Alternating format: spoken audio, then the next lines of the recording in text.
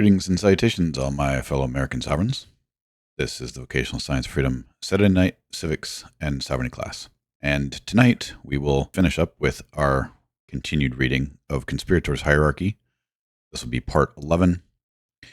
And we've been reading from this for quite a while, but it's been a good book to go through, particularly because of the information that we're getting from it about the who and the what that actually controls the vast majority of all of the evil that goes on in this world. So it's important for us to know exactly what is going on as far as who these people are. And some people get hung up on one group or the other. They'll say, oh, it's all the Jesuits, or, oh, it's all the Illuminati, or it's all the bankers, or it's the Rothschilds, or, right?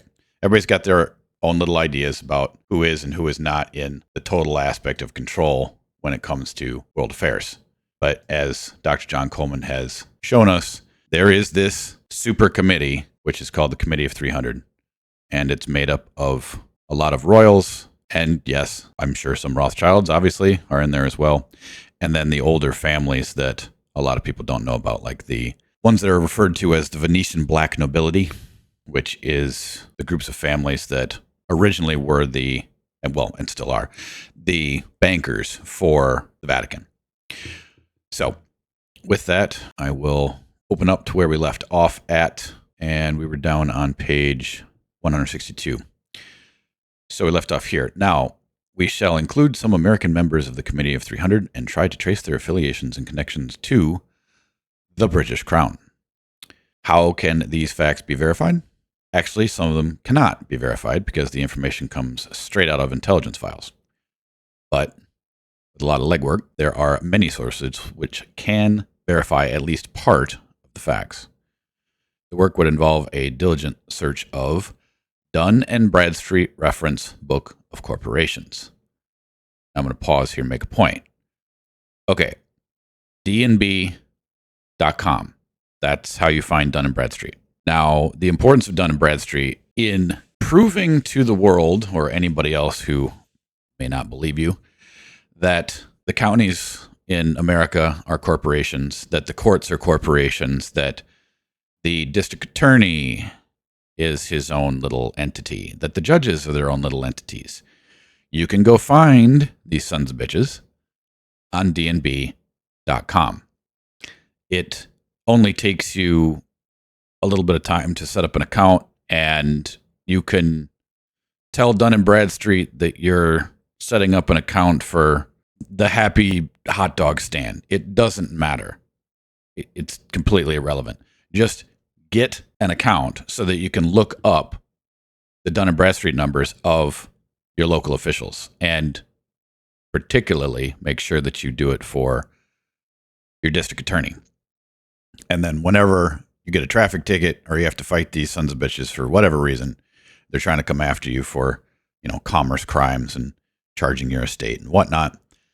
Make sure that you put into your paperwork that you're well aware of what they're doing, and make sure that you put in their Dun and Bradstreet number. Because then, at minimum, you're saying to them, hey, I know you're just a corporation. You're not the state. You do hold separate purses from the actual state. Like say you're in Wisconsin and you were in a county and you got a traffic ticket, whatever, and look up the district attorney's Dun and Bradstreet number, and you say, okay, he's also traded as, and this is what it'll say on Dun and Bradstreet for a lot of district attorneys, it'll say also traded as, Winnebago County or Dane County. And you put that into the paperwork and say to them, look, I know this is all about revenue. This has nothing to do with law. This is all contractual. And when you hit them with that, they tend to see you a little bit different. Not like the typical sheep that walks in there that hasn't the slightest idea what's going on and thinks this is all about law and order. Another fact or another thing to mention about Dun & Bradstreet, not all of the states run their Dun & Bradstreet numbers the same way. We found that in Iowa, all of the state courts are under one Dun & Bradstreet number, which is a little weird, but so be it.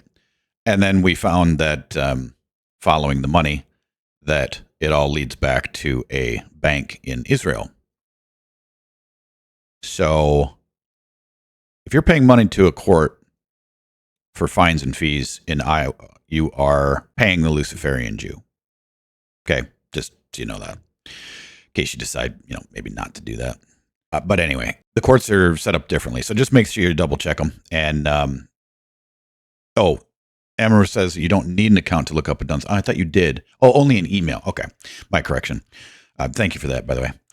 And yeah, and the link is dmb.com/Dunn's numbers lookup HTML. Okay, to continue. So Dun & Bradstreet refer books of corporations, Standard & Poor's, British and American, who's who, with long hours of hard work and cross-referencing names with their corporate affiliations.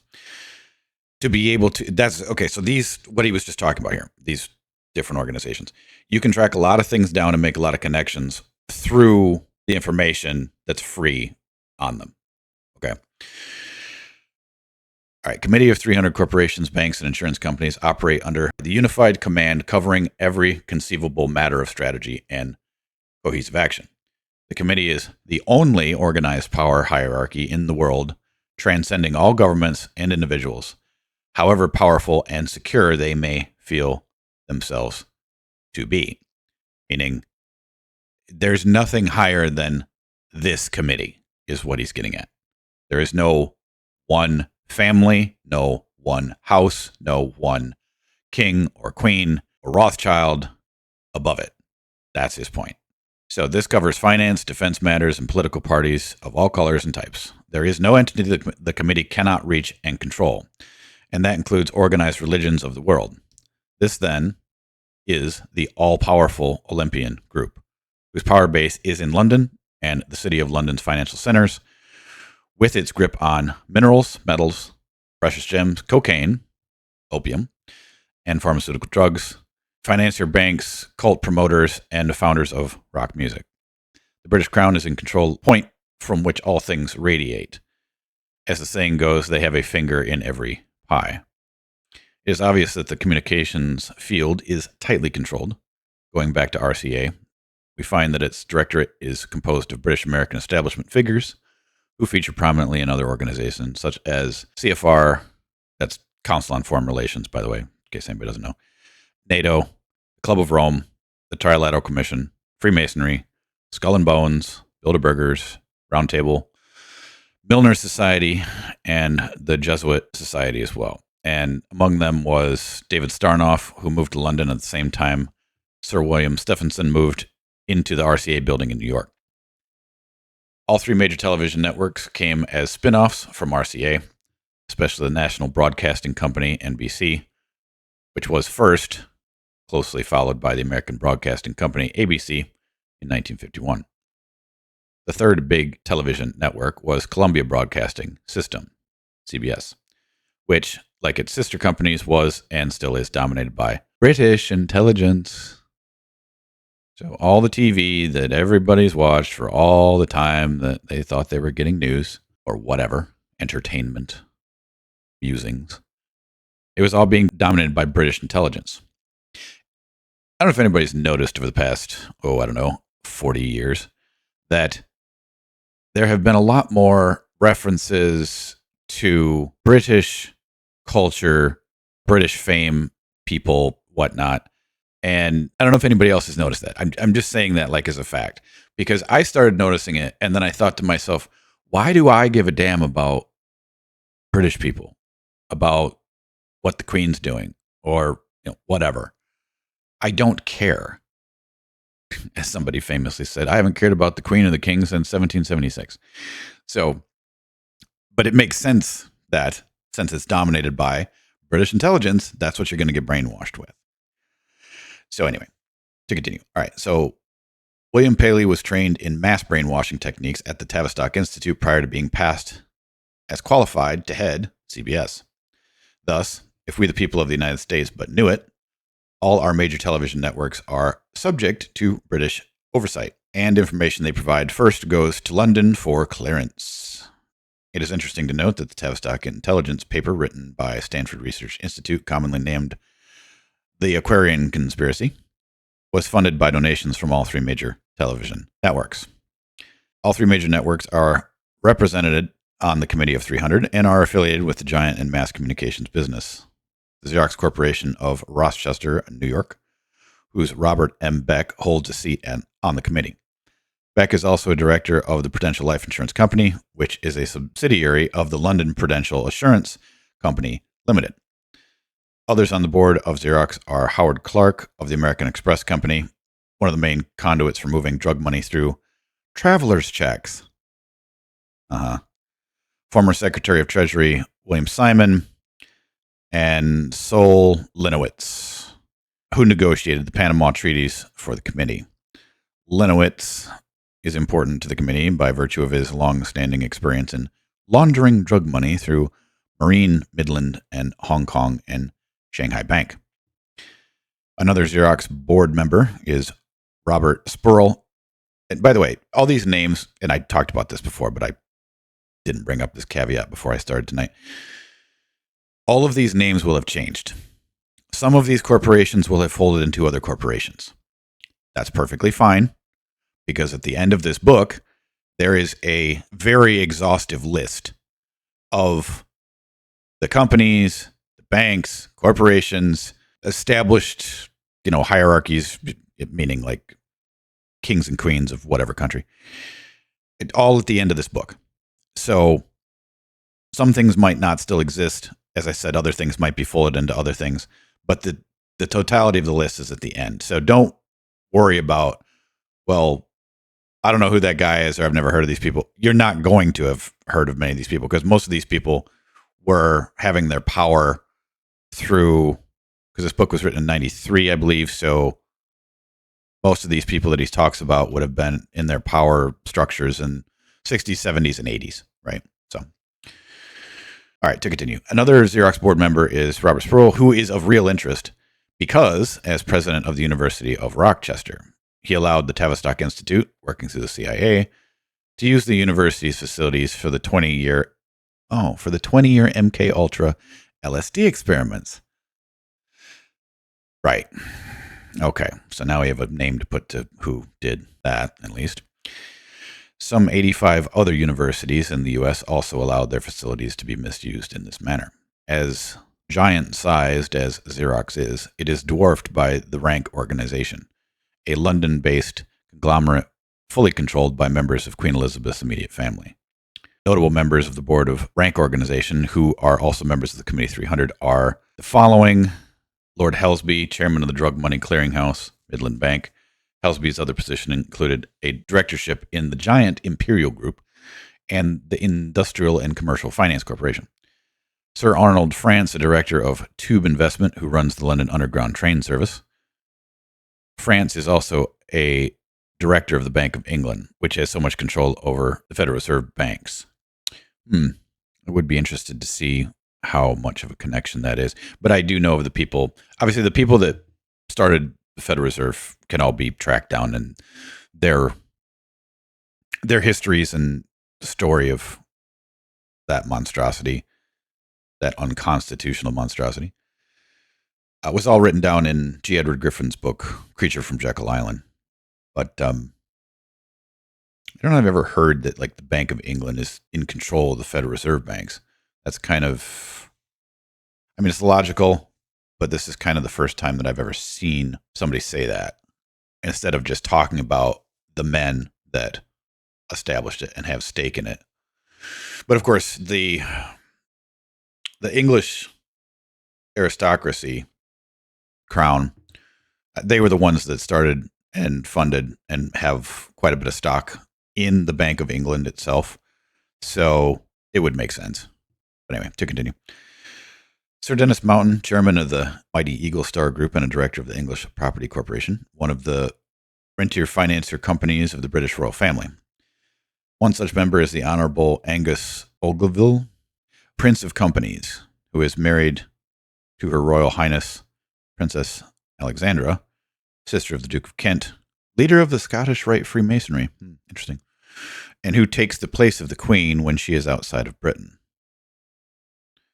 Ogilvie is a director of the Bank of England and chairman of the giant, that must be an acronym for something, Lorno conglomerate. It was Lonhro, I guess. It's an acronym, so I don't think there's a way to pronounce that correctly. That ended the rule of Ian Smith in Rhodesia so that he could be replaced by Robert Mugabe. A stake was Rhodesia's chrome mines, which produced the finest high-grade chrome ore in the world. Ah, I see. So that was at the center of that struggle. I get it. Okay. Cyril Hamilton, chairman of the Standard and Chartered Bank, Old Lord Milner Cecil Rhodes Bank. Okay, so this is a good point, that these things change name, they morph into other things over long periods of time. I was just having a discussion with somebody else about who to serve the vocational science of freedom status docs on once you get them completed and recorded onto public record.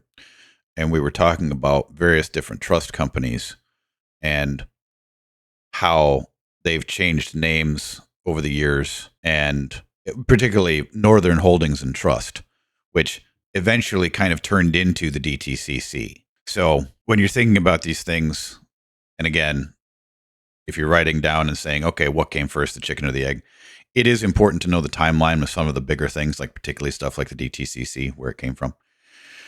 And anything that deals with these old school large trusts, like the Russell Trust, right?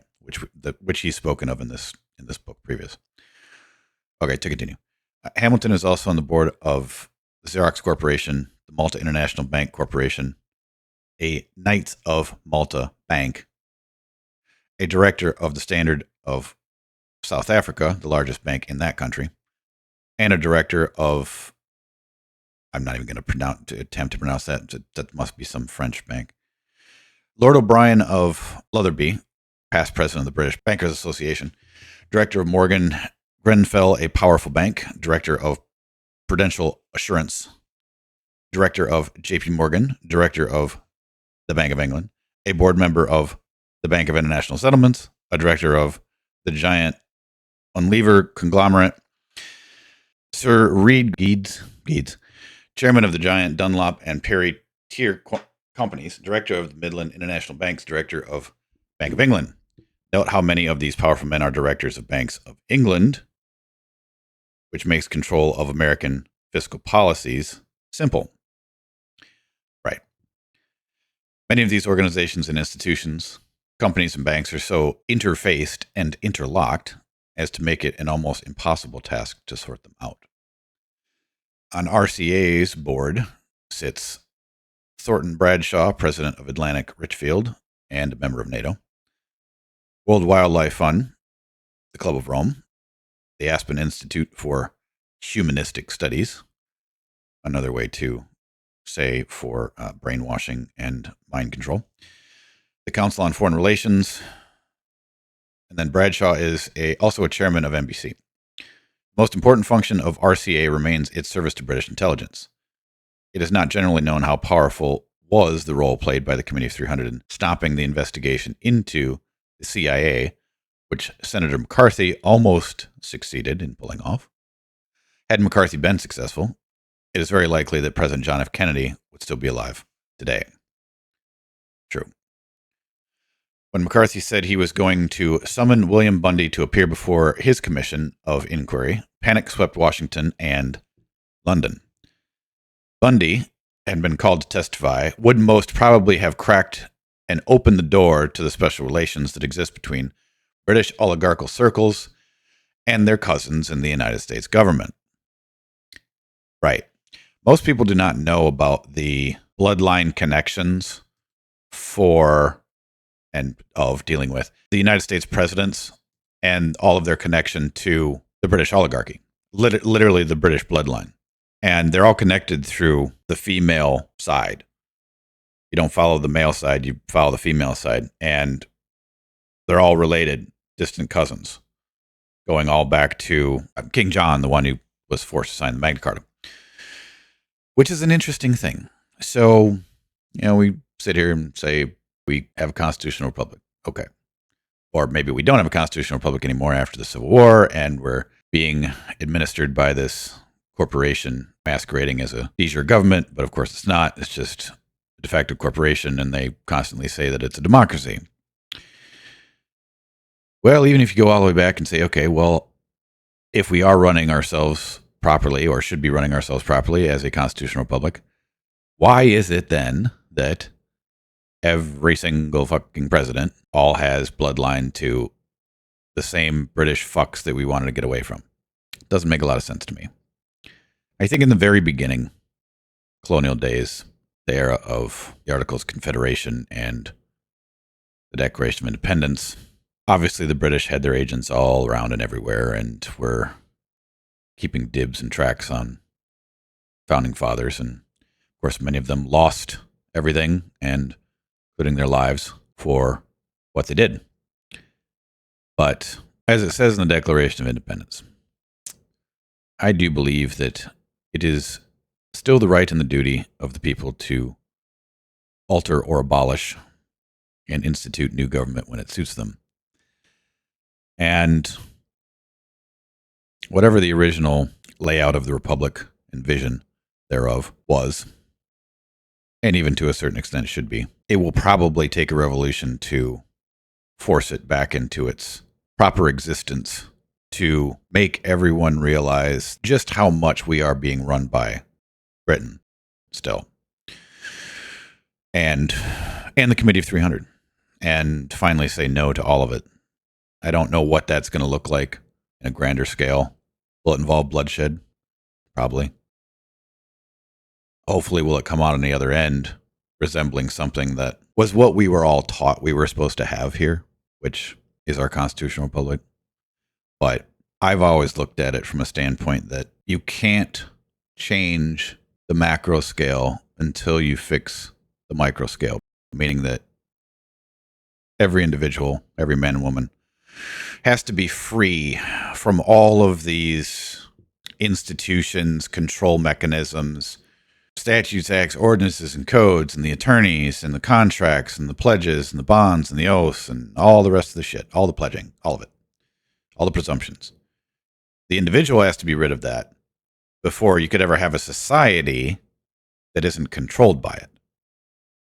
So that's why I've always focused on the rights and liberties and sovereignty of the individual American, because I don't really see any other way to fix it. But anyway, get off my soapbox. All right, to continue. The Royal Institute of International Affairs was called in to put an end to McCarthy. The RIIA chose Alan Dulles, a man who was totally enamored of decadent British society, to attack McCarthy head on. Makes sense. Dulles put Patrick Lehman and Richard Helms in charge of the McCarthy case. Helms was later rewarded for his service against McCarthy by being made head of the CIA. General Mark Clark, a member of the CFR and well-liked military man in London circles, was appointed by General Eisenhower to turn back McCarthy's full-fledged attack on the CIA. McCarthy was preempted when Clark announced that a special committee was to be appointed to examine the agency. Clark, on instructions from RIIA, recommended a congressional watchdog committee to, quote, periodically examine the work of government intelligence agencies, close quote. The whole thing was a super strategy for America and victory for the British, who feared that McCarthy would accidentally stumble into the Committee of 300 and its control over every aspect of United States affairs. Lehman Brothers Kuhn Loeb former chairman Peter G. Pearson served under former MI6 chief Sir William Wiseman, and as such was no stranger to British royalty. Peterson is tied in with Aspen Institute, yet another arm of the British intelligence. John R. Petty is president and chairman of Marine Midland Bank, a bank whose drug trade connections have been well established long before it was taken over by the Hong Kong and Shanghai Bank. Probably the number one bank in the opium trade, a position it has held since 1814. But the best proof I can offer of the existence of the Committee of 300 is the rank organization which, in conjuncture with Eagle Star, is the British Crown. That would make perfect sense. It is also the Black Operations Center of MI6, SIS.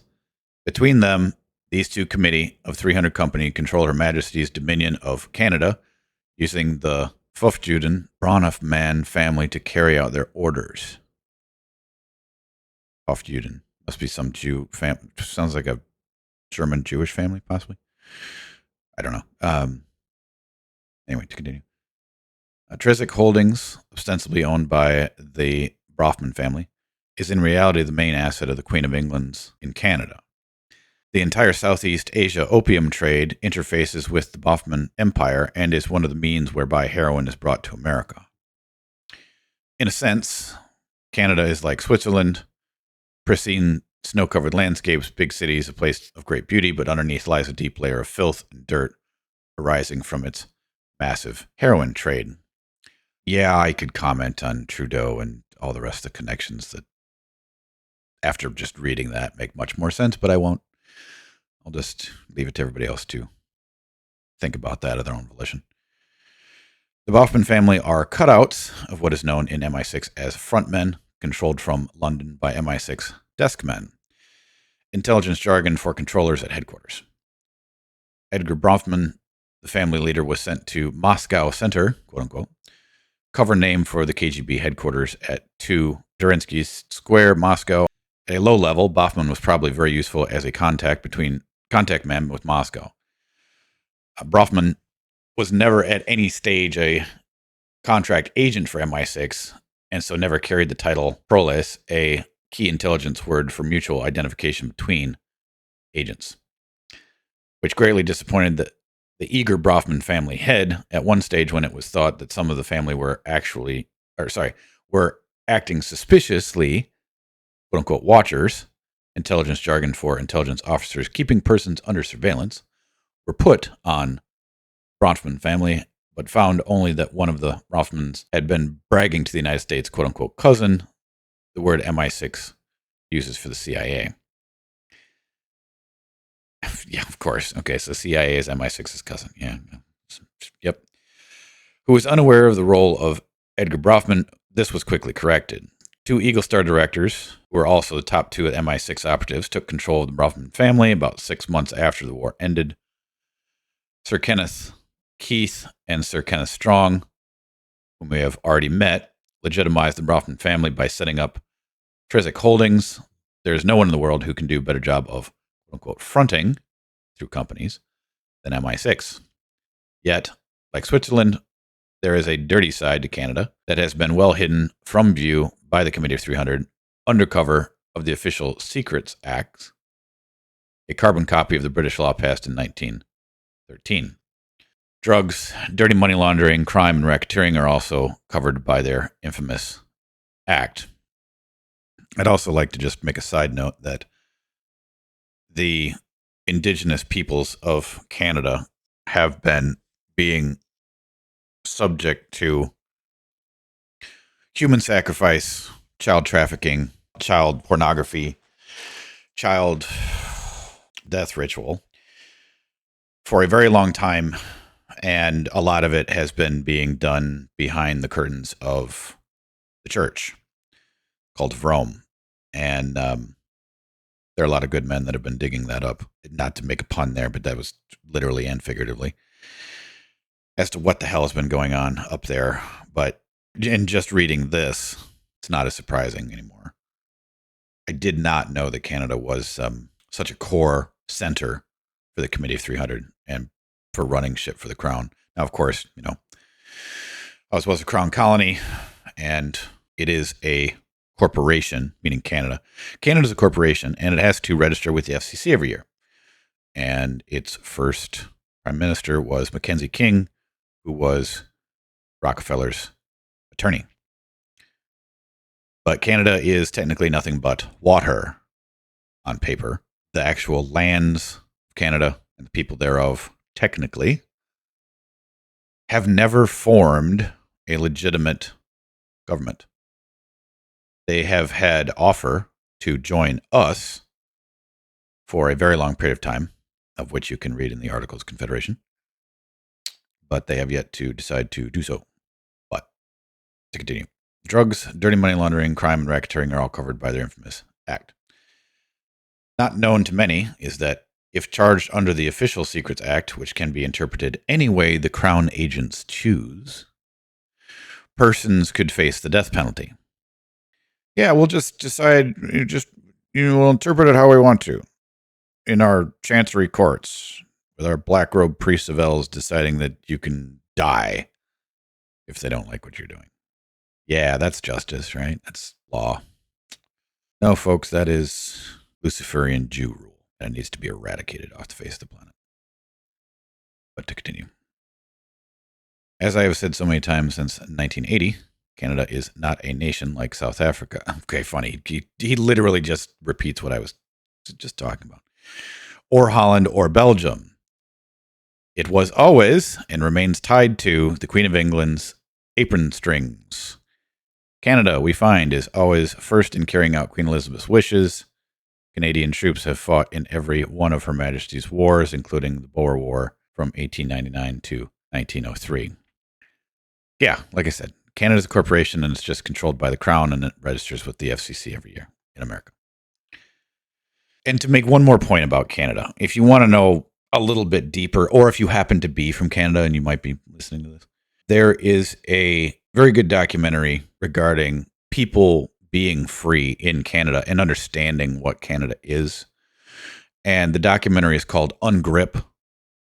I have reposted it, I think, on all three of the major VSOF video platforms. Actually, four now: YouTube, Rumble, Odyssey, FTJ.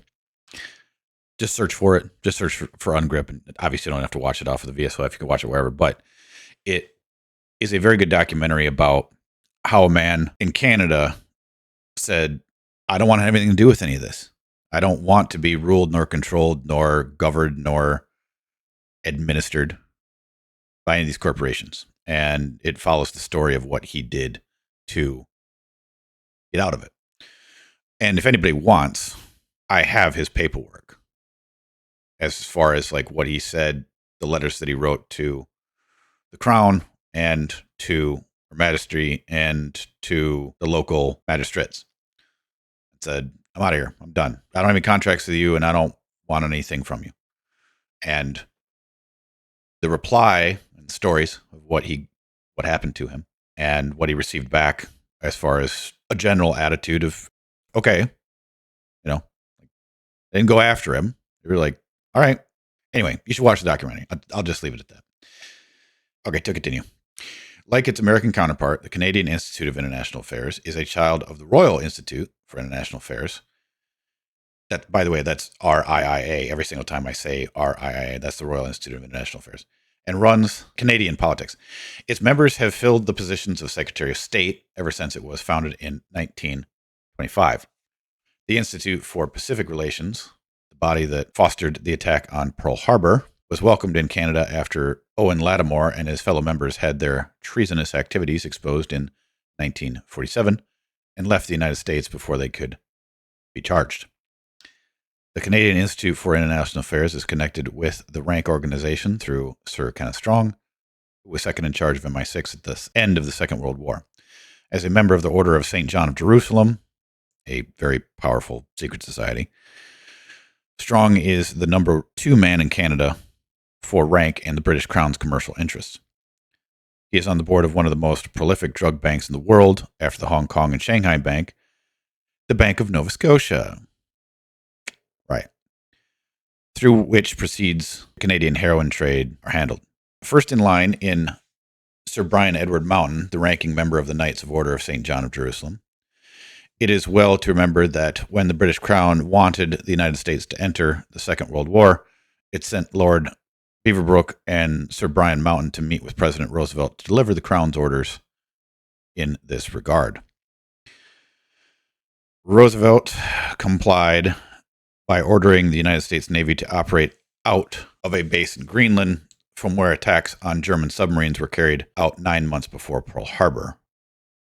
This was done without the acknowledgement and the consent of Congress. Right, just them starting their little wars, because all wars are bankers' wars. Makes sense. Another big name in the rank Canadian interfacing was Sir Kenneth Keith, a director of Canada's equivalent of the Hong Kong and Shanghai Bank Bank of Nova Scotia, dripping in drug money laundering. He was also on the board of Britain's oldest and most venerable newspaper institution, the London Times and the Sunday Times.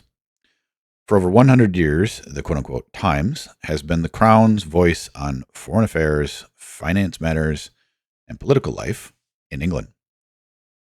Like so many Committee of 300 members, Sir Kenneth circulated between MI6 and the opium supply chain of command in Hong Kong and China, ostensibly on business for the Canadian Institute for International Affairs, for which he was a member.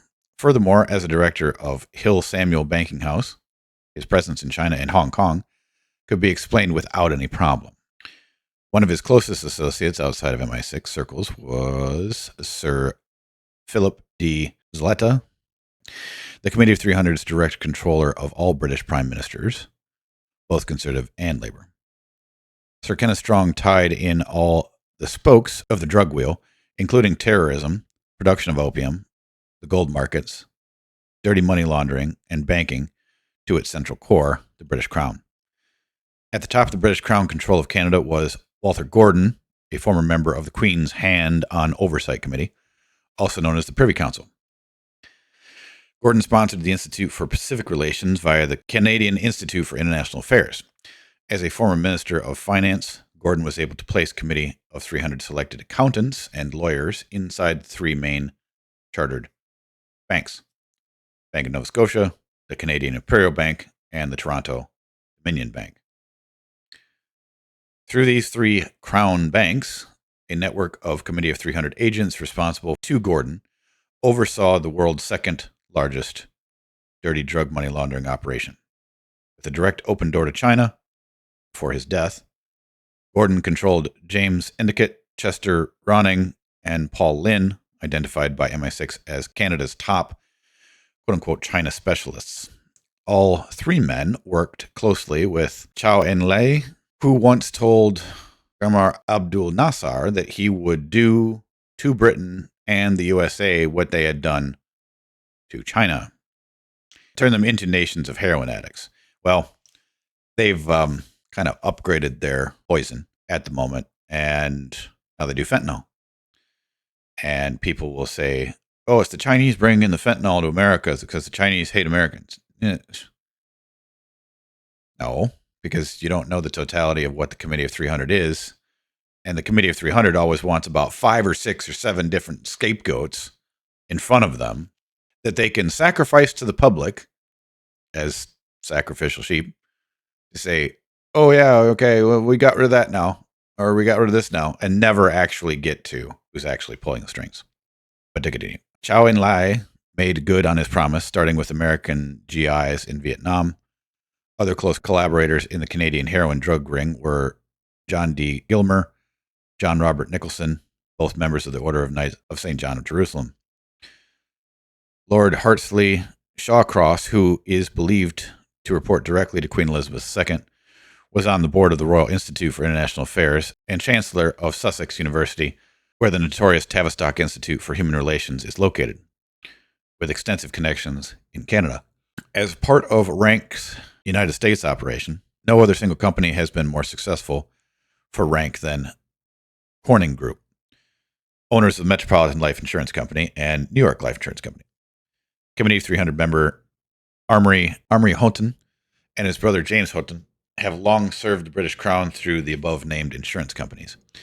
And Corning Glass, Dow Corning, and Corning International both sit on the board of IBM and Citicorp. James Horton is a director of the Princeton Institute for Advanced Studies, a director of the J. Pierpont Morgan Library, a stronghold of the Royal Institute of International Affairs and the CFR, and he is also director of CBS. It was the Houghton brother who donated hundreds of acres known as Wild Plantation in Maryland to the British Crown's Aspen Institute. And you got to remember that the Aspen Institute is part and parcel of the brainwashing, studying, and how do we control populations sort of thing, in case anybody forgot from past readings.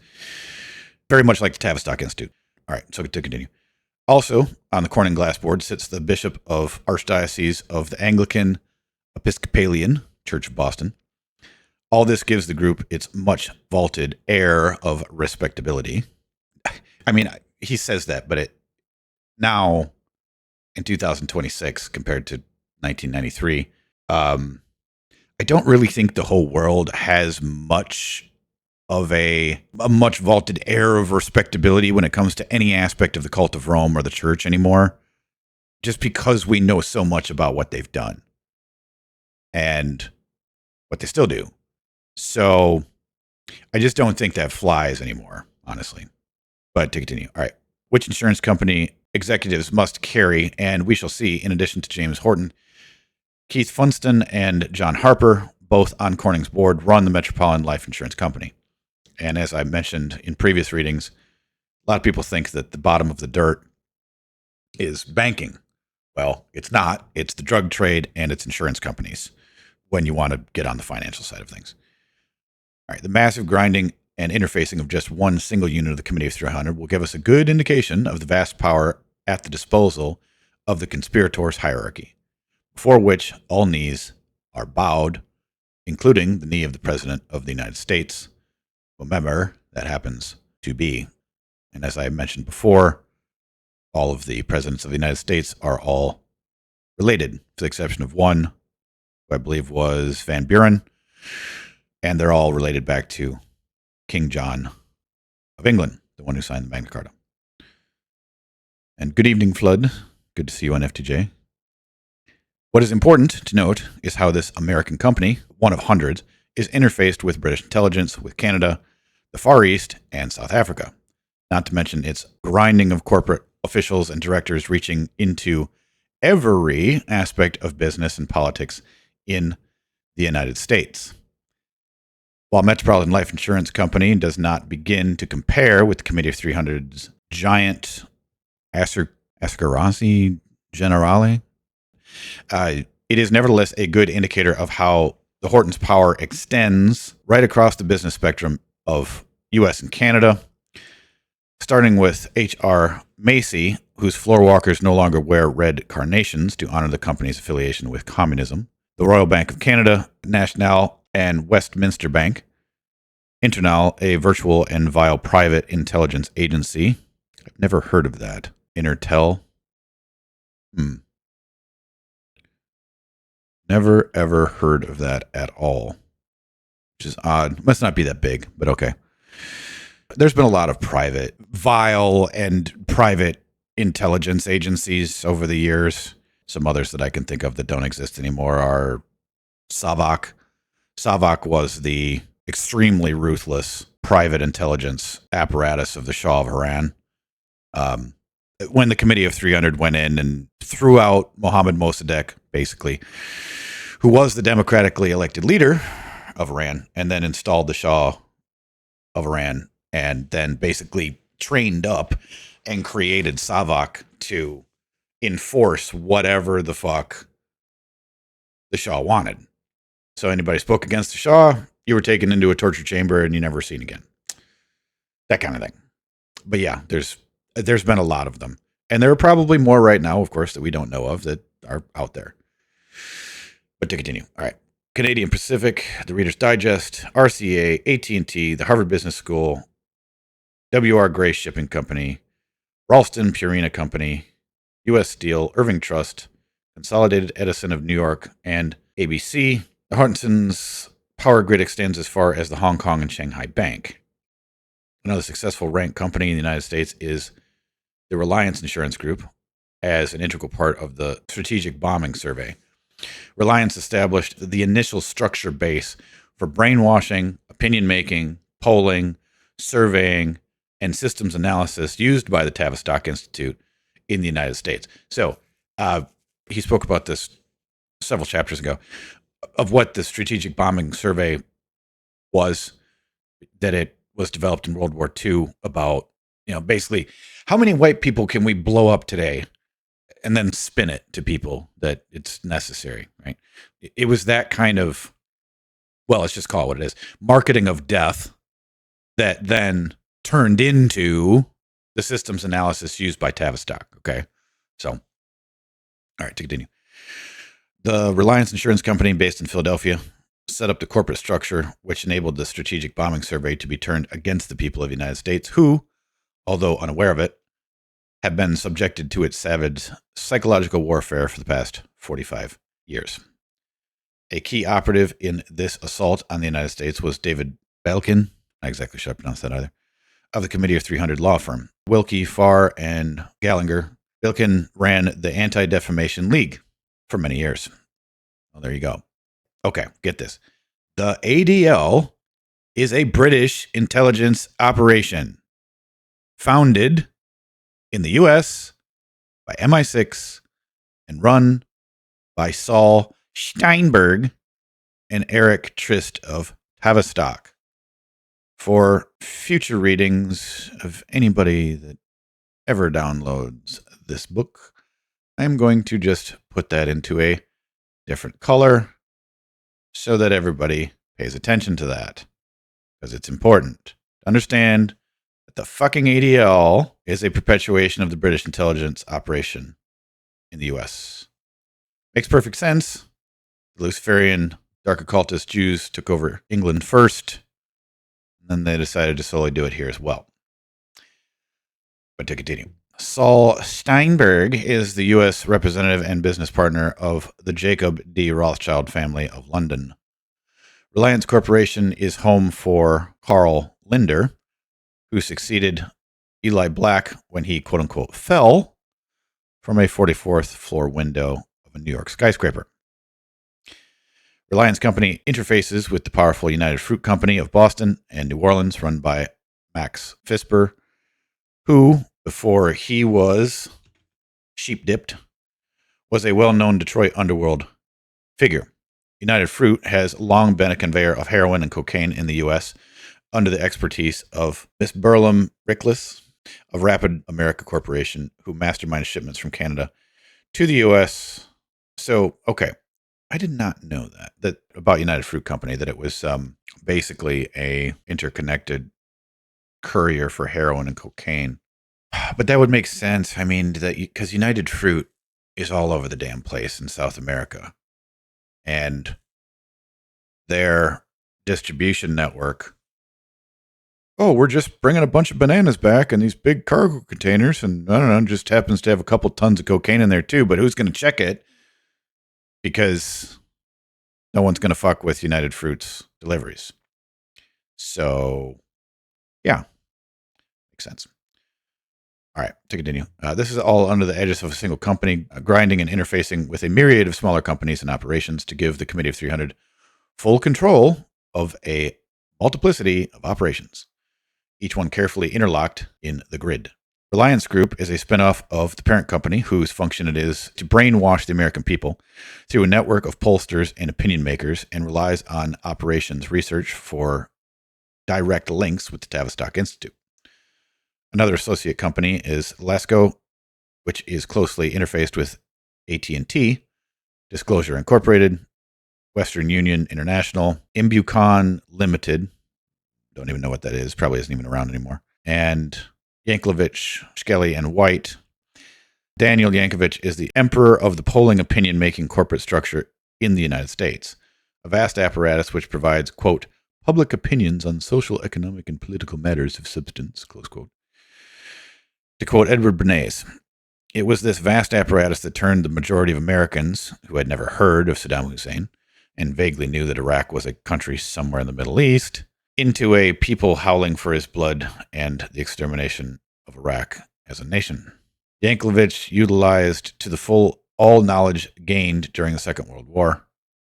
As a second-generation warrior, Yanklevich has no equal, which is why ABC polls conducted by his company are always in the forefront of quote-unquote public opinion.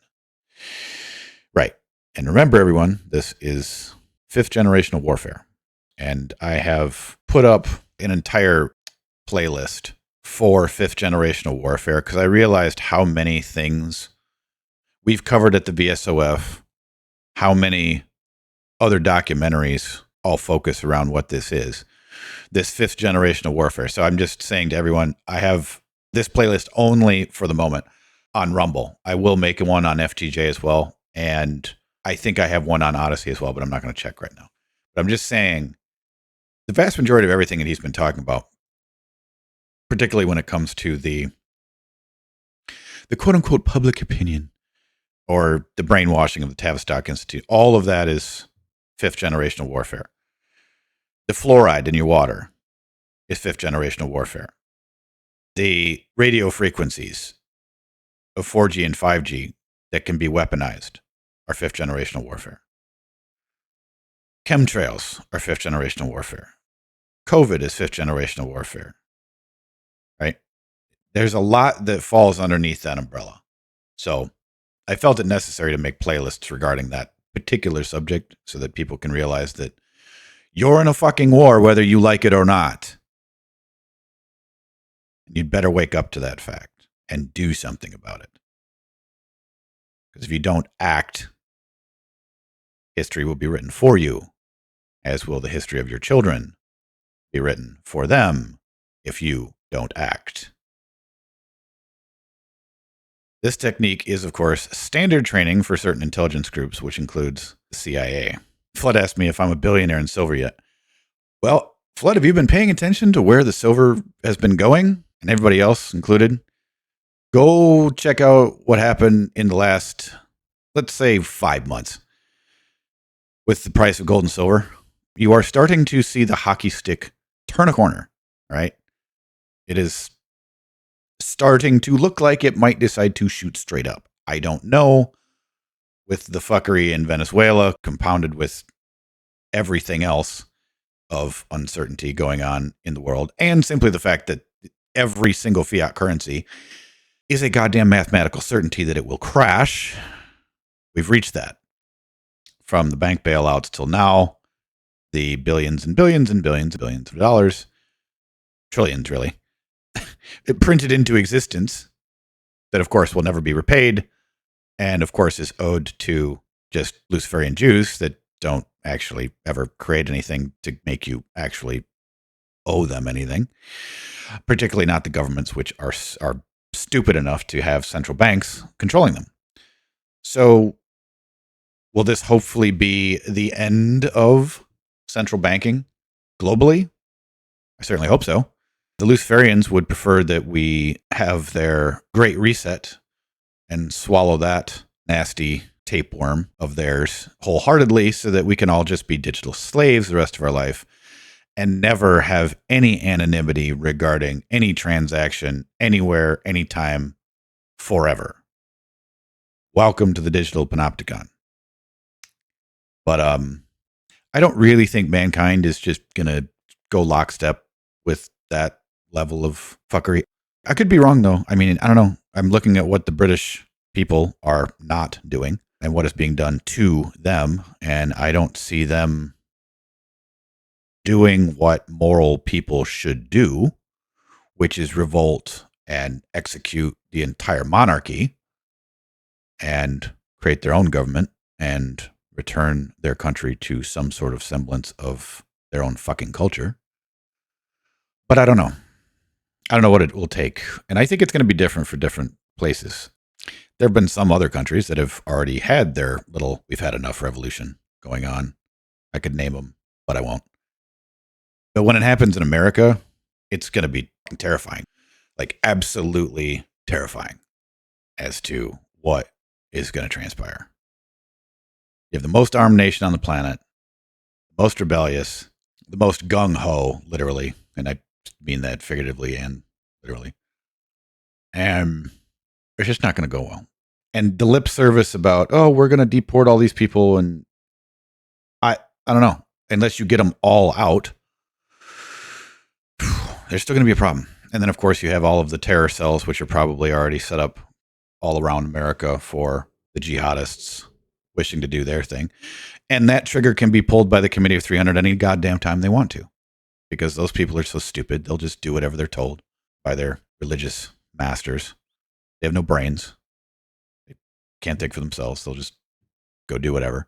So when infrastructure starts blowing up, I can pretty much say that that is probably the time of which the hot war has started. But the things about the indicators, let's put it this way. The indicators like gold and silver, possibly going parabolic, like Flood said. Things like, I think it was, Spectre said something in main chat the other day about, or somebody did, talking about the Iranian currency going to zero and put up a chart. And I thought, oh God, here we go.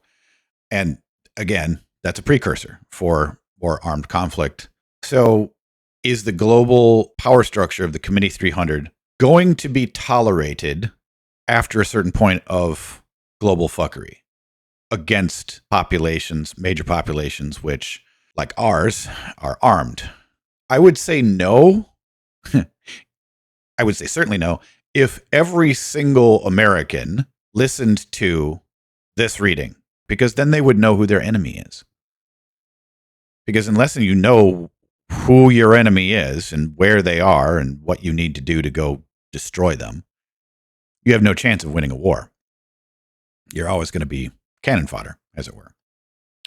So anyway, to continue. So Yanklowitsch's task was to destroy traditional American values and replace them with New Age, Age of Aquarius values. As the Committee of 300's most senior public opinion maker, no one can doubt that Yanklowitsch has done a superb job. Probably the best way to explain what methods are used and what results are expected to be achieved is to quote John Nassibit's work as explained in his quote-unquote trend report. Nassibit has acted as advisor to Lyndon Johnson, Eastern Kodak, IBM, American Express, the Center for Policy Study, Chase Manhattan, General Motors. Okay, I'm not listening to all these. A host of a committee of 300 companies and institutions. His methodology, derived from MI6 Tavistock procedures, is, of course, not unique. Quote, I will briefly outline our methodology. In developing trend report for our clients, we rely mostly on a system of monitoring local events and behavior. We are overwhelmingly impressed with the extent to which this is a bottom-up society, so we monitor what is going on locally rather than what is going on in Washington or New York. Things that start in Los Angeles, in Tampa, in Harvard, in Wichita, Portland, San Diego, and Denver. It is a very much from the bottom-up society. The tracking concept employed in determining these trends has its roots in World War II. During the war, intelligence experts sought to find methods to obtaining information on enemy nations that public opinion polls would normally have produced. Under the leadership of Paul Lazarsfeld and Harold Laswell, a method was developed for monitoring what was going on in these societies that involved doing a content analysis of the daily press. Although this method of monitoring public thinking continues to be the choice of the intelligence community, the nation annually spends millions of dollars doing newspaper content analysis in all the parts of the world. Well, they really don't have to do that anymore, now do they? The NSA hoovers up everything at their data centers out in Utah, and they know everything that everybody says if you're dumb enough to connect your real name to your social media accounts. And even if you don't, they still take it as a standpoint of, okay, that's one person talking, this way about said whatever, right? This is their opinion. It counts as part of their capacity to figure out what everybody's thinking about and which direction the tide is turning, if you will. Literally, what used to be back in Rome was called the writing on the wall, because people would literally, the citizens would literally write on the walls what they felt about the Caesar or the Senate or a particular senator or whoever. They would just write it on the wall like graffiti. In fact, it was probably in a sense where the first graffiti ever came from. But instead of being just gibberish and nonsense and a bunch of colors on the side of railroad train cars, it actually meant something. It was saying to the rest of the people, fuck that guy. He's stealing from us, or we know he's corrupt, or we know he did this to so-and-so, or whatever. They would write it out. But anyway, to continue. The reason this system for monitoring changes in society works so well is that news holes, newspapers, is a closed system. For economic reasons, the amount of space devoted to news in a newspaper doesn't change over time. So when something new is introduced into that news hole, something or a combination of things has to go out or be omitted. The principle involved here is classified as a forced choice within a closed system. Okay, fine. Well, again, that no longer applies because of social media. In this forced situation, societies add new preoccupations and forget old ones. We keep track of the ones that are added and the ones that are given up. Evidently, societies are like human beings. We do not know what the number is, but a person can only keep so many problems and concerns in his head at any one time. Well, true. And that's another problem that I see with social media. It's like the rate at which the information comes at you in 30-second clips or whatever, or even article after article after article, if you're doom scrolling on X or Gab or wherever you prefer to do said practice, that it gets harder and harder for the human brain to keep up. And eventually it just kind of goes into fatigue, and it's like, I just don't, fuck it, I don't care, right? You get to that point of apathy, which is exactly where they want you at to begin with. They want you apathetic. They want you demoralized and apathetic. That's exactly what they want. And what do I mean by they? The Committee 300, the communists. The interview with G. Edward Griffin and Yuri Bezmenov was very clear on that, as far as this is what the communists do, and this is what they've been doing, and what the slow boiling of the frog is. And he explains it. And by the way, Yuri Bezmenov, if you don't know, he was an ex-KGB, and he then spilled the beans to G. Edward Griffin as to what they planned on doing. And the other they, which, yes, Flood, regarding specific lists, the totality of the they and the them and the what, as I said before, are at the end of this book. There is a list of them, of which we should probably take the time to update. But anyway, at least it's a very, very good layout of the start of a totality of a list of who's doing all this shit. So when the time comes, if we want to clean house, that will be where we would start for a list. All right. So the United States is rapidly shifting from a mass industrial society to an information society, and the final impact will be more profound than the 19th century shift from an agricultural to an industrial society. Starting in 1979, the number one occupation in the U.S. became clerking, replacing labor and farmer. In this latter statement is a brief history of the United States. It is not by chance that Nasibit is a member of the Club of Rome and, as such, a senior staffer of the Committee of 300. He is also one of the senior vice presidents of Yanklevich, Skelly, and White. What Nasibit is doing is not forecasting trends, but making them. We have seen how the industrial base of the United States has been destroyed, starting with the steel industry. In 1982, I wrote a work called Death of the Steel Industry, in which I stated that by the end of the mid-1990s, steel production in the U.S. will have declined to a point of no return, and that the auto and housing industries would go the same way. Well, that didn't quite happen, but they almost got it done. And then several people, and I believe Trump was one of them, helped to make sure that the U.S. steel industry did not go under. Now, the only reason Trump gave a flying fuck about it is because he's a builder. He builds real estate, builds big skyscrapers. So he had a very large vested interest in the fact that I don't think we want to let the U.S. steel industry be destroyed, like to the point of no return, as he said here. So he had a big part of turning that around, as did a bunch of other people that had, again, vested interest in doing so. And of course, the destruction of any entire industry in America is all based in what the Committee of 300 wants to make sure happens to America, which is the total and absolute deindustrialization of the United States of America and every other quote unquote modern country.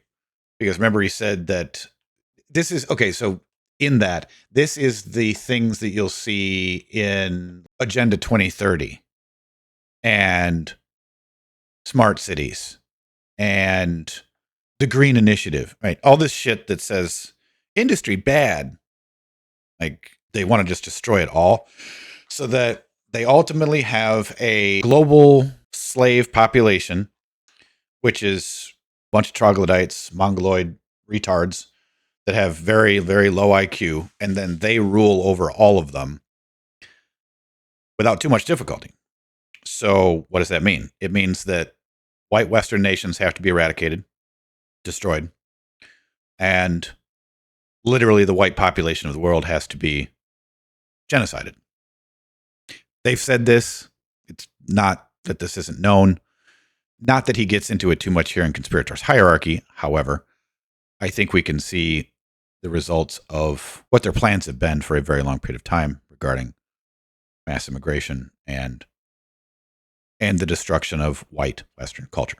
So they have to do that before they can have the totality of what they want as their new world order. So to continue, all this has come to pass, and what we are witnessing today is not an economic recession due not only to unsound economic policies, but the deliberately planned destruction of our industrial base, and along with it, the destruction of America's unique middle class, the backbone of the country, which depends on a progressive industrial expansion for growth and for steady employment. Exactly. This is one of the reasons why the recession, which started in earnest in January of 1991, has turned into a depression from which the United States, as we knew it in the 60s and 70s, will most probably never reappear. Well, that didn't quite happen either. It did bounce back a bit, but then, of course, they perpetuated COVID upon the entire planet, but very, very much focused it on America to wipe out as many small businesses as they could, as quickly as they could, and using COVID as a means to do that. That was, aside from the genocidal aspect of the kill shot, that was the reason for doing what they did. So, to continue. So, opinion makers have played no small part in this war on the United States. We need to examine the role of the Committee of 300 in bringing about these far-reaching changes and how the social engineers have used central systems analysis to keep public opinion from expressing anything other than the policies of the invisible government. How and where did it all begin? From documents covering the First World War that I was able to gather and examine in the War Office in Whitehall, London, it appears that the Royal Institute for International Affairs was commissioned by the Committee of 300 to do a study of manipulating war information. This task was given to Lord Northcliffe and Lord Rothmere and Arnold Toynbee, who was MI6's agent at the Royal Institute of International Affairs. Lord Rothmore's family owned a newspaper, which was used to support various government positions, so it was thought that the paper could change public perceptions, especially among the ranks of growing opposition to the war. The project was housed at Wellington House, named after Duke of Wellesley. American specialists drafted to help Lords Rothmere and Northcliffe include Edward Bernays and Walter Lippmann. The group held quote-unquote brainstorming sessions to work out techniques for mobilizing mass support for the war, especially among the working class people whose sons were expected to go to the slaughter fields of Flanders in record numbers. Using Lord Rothmere's newspaper, new manipulative techniques were tried out, and after a period of about 6 months, it was apparent that they were a success. What the researchers discovered was that only a very small group of people understood the process of reasoning and the ability to observe the problem, as opposed to passing an opinion on it. This, said Lord Rothmere, was the way in which 87% of the British public approached the war, and that the same principle applied not only to war, but to every conceivable problem in society in general. What have I said over and over and over? That only about 20%, and this would hit right around that mathematical situation, only 20% of the population of the planet has critical thinking capabilities. Why? I have no idea. I think I was raised to have them, meaning that critical thinking was something my parents taught me and was probably taught to them. I also think it's just capacity. To a certain point, meaning to a certain IQ point, and yes, I'm well aware of the fact that IQ tests are not exactly a scientific method, and they were developed and they're manipulated by Jews day in and day out. However, if we're going to consider that to be a metric that exists in reality, put it that way, I think once you get down to a certain level of IQ, it is simply just not possible for them to use critical thinking. They're not going to go through the who, what, when, where, why, the grammar, logic, and rhetoric of anything, because it's just not possible for their meager brains to be able to do it. And that's exactly what they want. Again, they want the whole entire planet, except from them, to be that type, to be that 80% or 87%. They want to exterminate the 20%. Trust me, that's what their plan is. And they're doing a pretty goddamn good job of accomplishing it.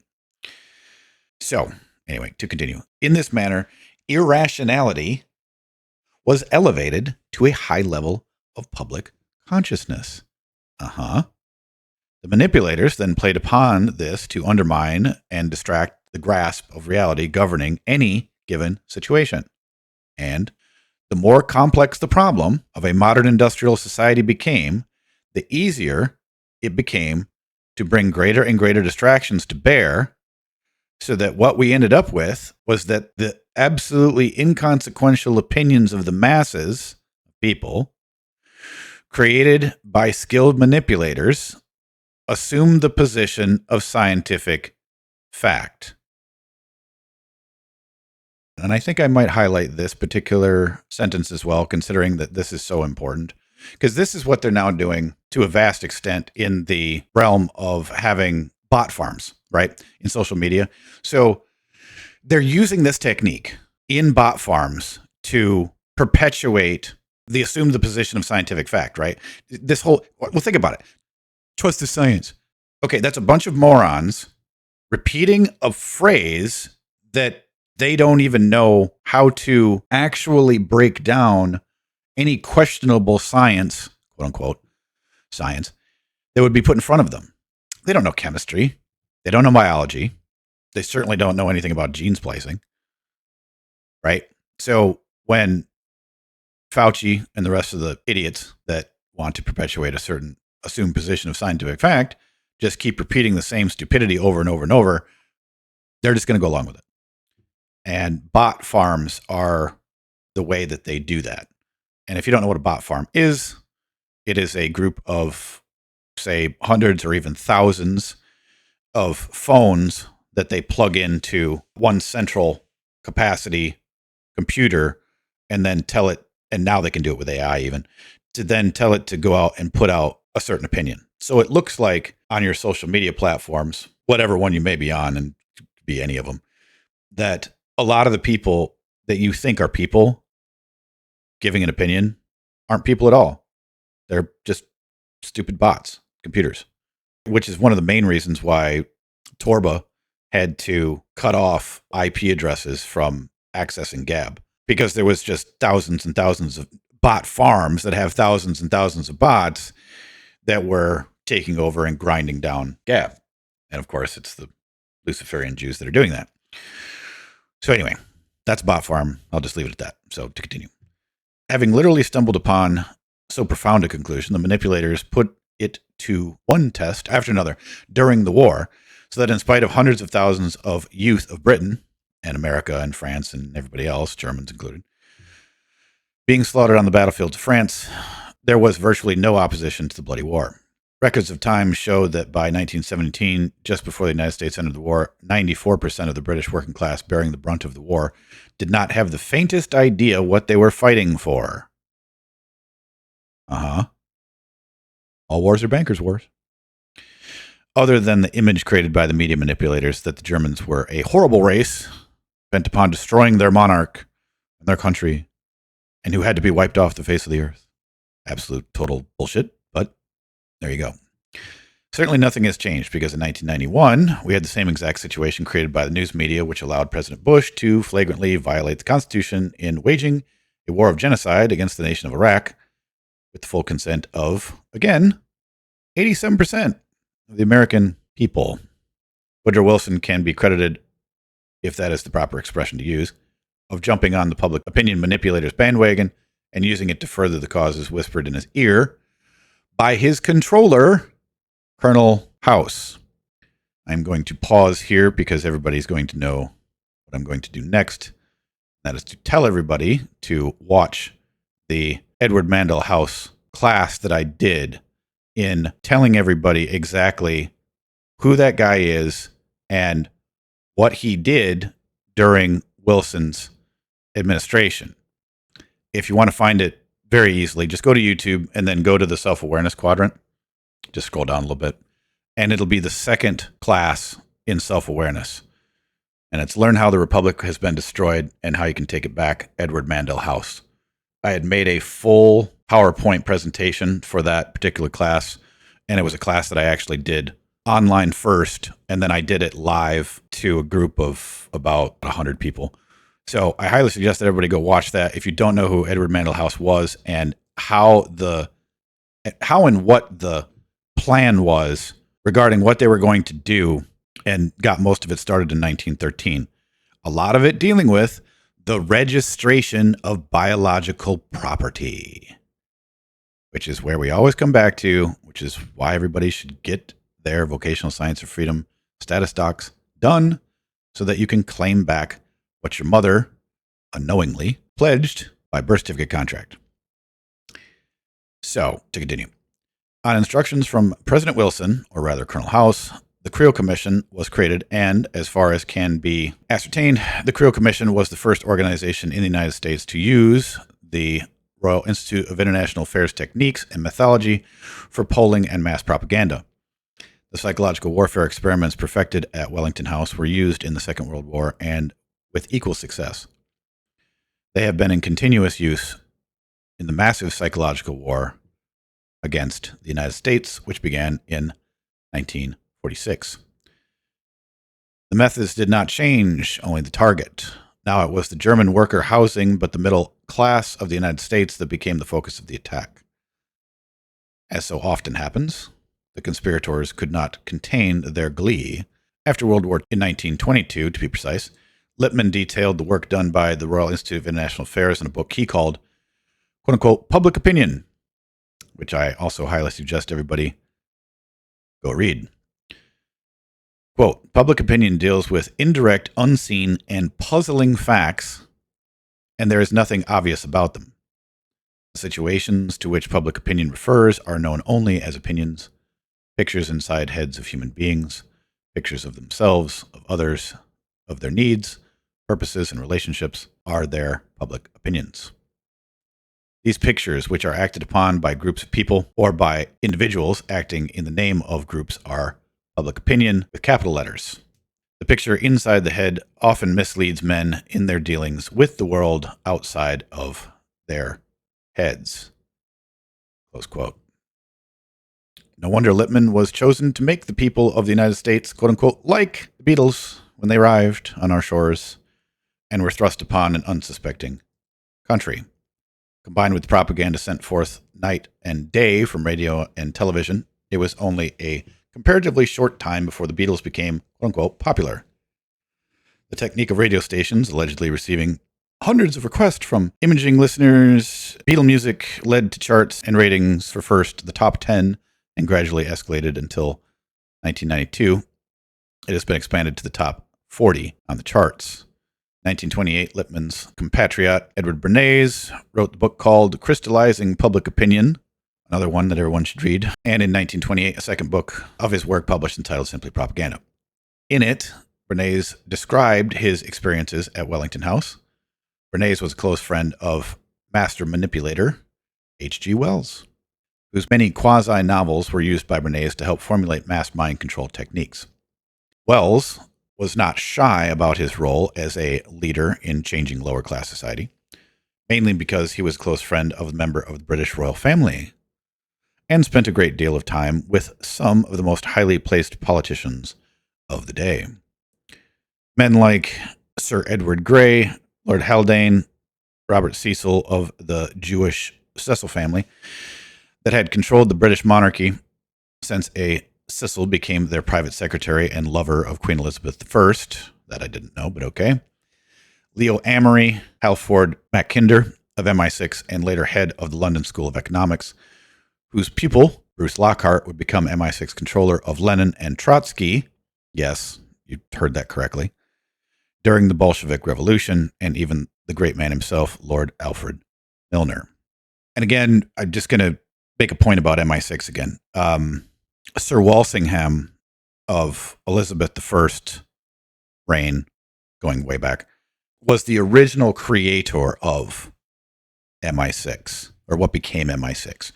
So Sir Walsingham created the secrecy, the intelligence aspect of gathering information against Queen Elizabeth's enemies, which in a sense is kind of the reason why Queen Elizabeth had such a great reign and England did everything it did and expanded to create the quote unquote empire during her time, was basically because of him.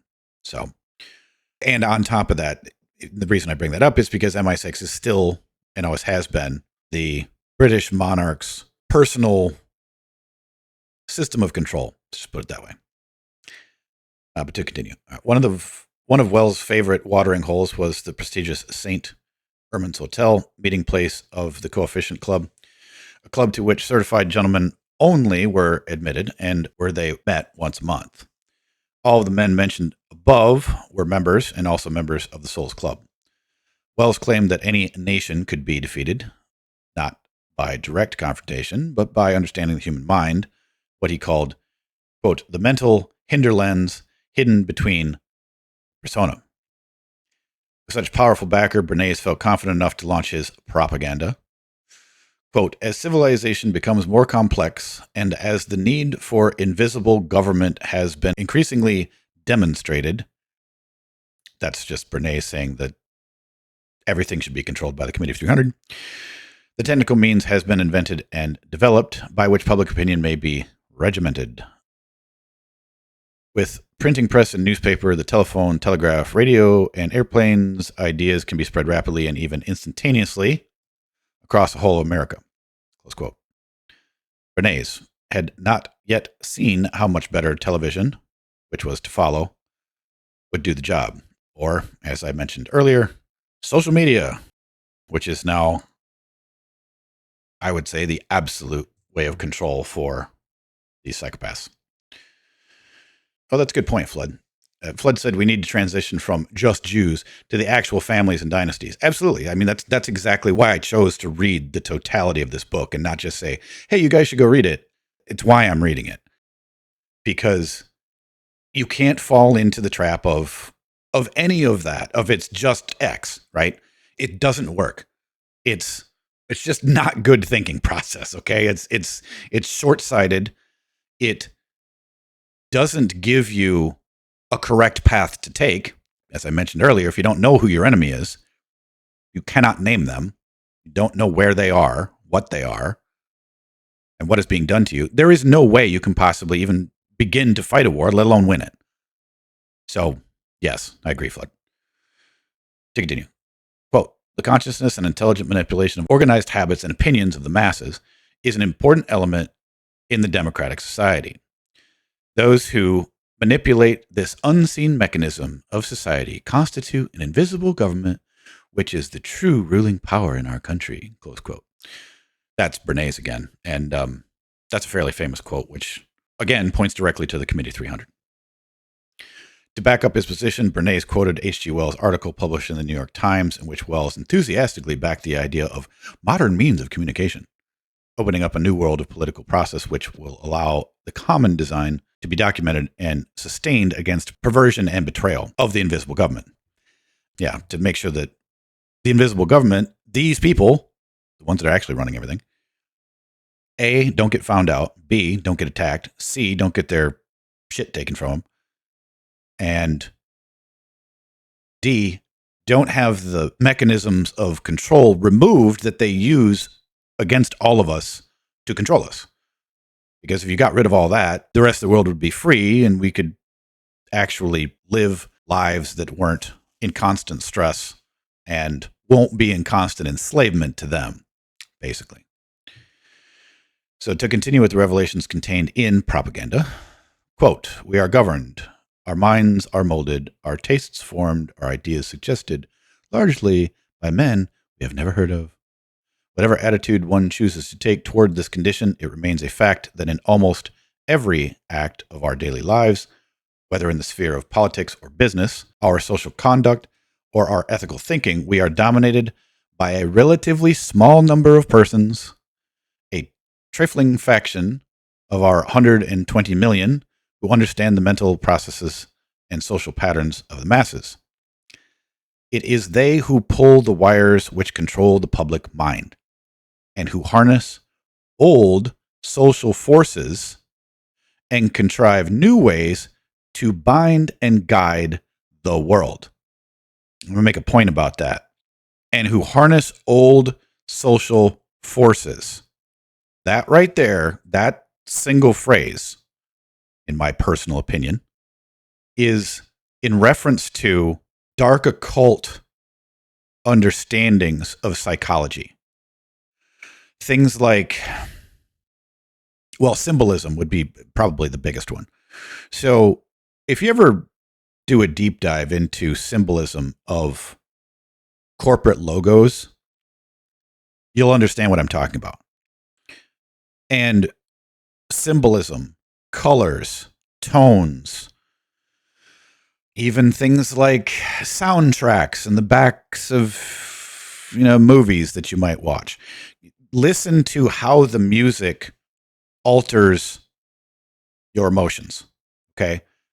This was known thousands of years ago that A, music could do that, and it's based on vibration. B, that symbolism could do that, of which they placed symbols all over the place to say who they are, what they were, and to control the minds of men. And nothing's changed. It's the same thing, but it's just upgraded into 2.0, 3.0, 4.0, as we go along. They figure out what works and they continue to do it against you. That's what they do. That is their modus operandi. So to continue, Bernays was not bold enough to tell the world who they are, who, quote unquote, pull the wires which control the public mind. But in this book, we shall make up for his intentional oversight by disclosing the existence of that, quote, relatively small number of persons, the Committee of 300. Bernays was roundly applauded for his work by the CFR, whose members voted to place him in charge of CBS. Oh, I didn't know that. I didn't know Bernays was ever in charge of CBS, but okay. William Paley became his undergraduate and eventually replaced Bernays, having acquired thorough knowledge of the new science of public opinion making, which made CBS the leader of the field, a role which CBS television and radio has never relinquished. Political and financial control of the relatively small number, as Bernays called them, is exercised through a number of secret societies, most notably the Scottish Rite Freemasonry, and perhaps even more importantly, through the Venerable Order of the Knights of St. John of Jerusalem, an ancient order consisting of the British monarch's hand-picked executives chosen for their expertise in areas vital to the continued control of the committee. I'm going to back up here for a second and make a note about something. The aspect of the Scottish Rite Freemasonry. I found a book, which I did not know existed. And actually, I haven't found it yet. So if anybody does find it and finds the PDF of it, please send it to me. It was a book written by John Quincy Adams, who was John Adams' son, and who was also president of the United States. And the name of the book is called Conspiracy Against God and Man. And I want to find that book. I haven't found it yet. And again, if anybody could find it in PDF, please email it to me or send it to me on Mega. And then another one that I want to find regarding Freemasonry is Thomas Paine's book called The Origins of Freemasonry. So at some point in time, I may not read them, but at least I want to have them in the VSOF library under Freemasonry so that we can make sure that those that are yearly members of the Vocational Science Freedom can have access to them in the VSOF online library. So keep a lookout for those books, please and thank you. And if you find them, please send them to me. Okay. All right, to continue. In my work, The Order of St. John of Jerusalem, published in 1986, I described the order in the following manner. Quote, "It is therefore not a secret society, except where its purposes have been perverted. Inner councils, like the Order of the Garter, which is a prostituted oligarchical creation of the British royal family, which makes a mockery of what the Sovereign Order of St. John of Jerusalem stands for. As an example, we find the atheist Lord Peter Carrington, who pretends to be an Anglican Christian, but who is a member of the Order of Orisis and other demonic sects, probably including but not limited to the cult of Aton, including Freemasonry, installed as a Knight of the Garter at St. George Chapel, Windsor Castle, by Her Majesty Queen Elizabeth II of England, of the black nobility Gefhelps. I don't know how to pronounce that one either. Also head of the Anglican Church, which she thoroughly despises. Carrington was selected by the Committee of 300 to bring down the government of Rhodesia, sign over all mineral wealth of Anglo and Southwest Africa to City of London control, wreck the Argentine, and turn NATO into a left-wing political organization beholden to the Committee of 300. Another strange face we see attaching itself to the Holy Christian Order of the St. John of Jerusalem, and I use the word stranger as it is used in the original Hebrew of the Old Testament to denote the lineage of an individual, is that of Major Louis Mortimer Bloomfeld, the man who helped plan the murder of John F. Kennedy. We see photos of this quote-unquote strange man wearing with pride the Cross of Malta, the same cross worn on the sleeve of the Knights of the Order of the Garter. We have also been so brainwashed that we believe that the British royal family is just a nice, harmless, colorful institution, and fail to realize just how corrupt and therefore highly dangerous is this institution called the British monarchy. Indeed.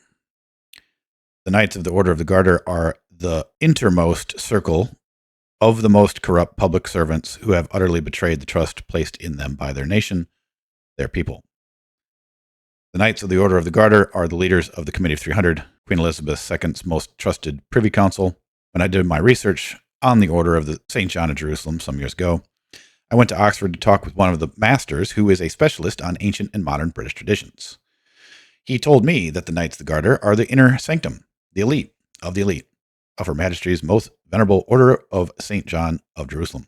Let me say this is not the original order founded by the true Christian warrior, Peter Gerard, but is typical of many fine institutions that are taken over and destroyed from the inside, while yet appearing to the uninitiated to be the original.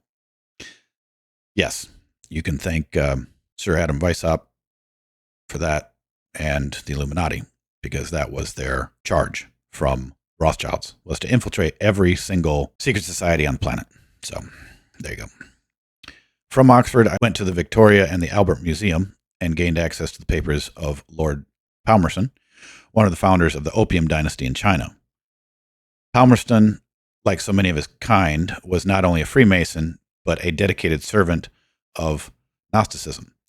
Like the present quote-unquote royal family, Palmerston made a pretense of being a Christian, but was in fact a servant of Satan.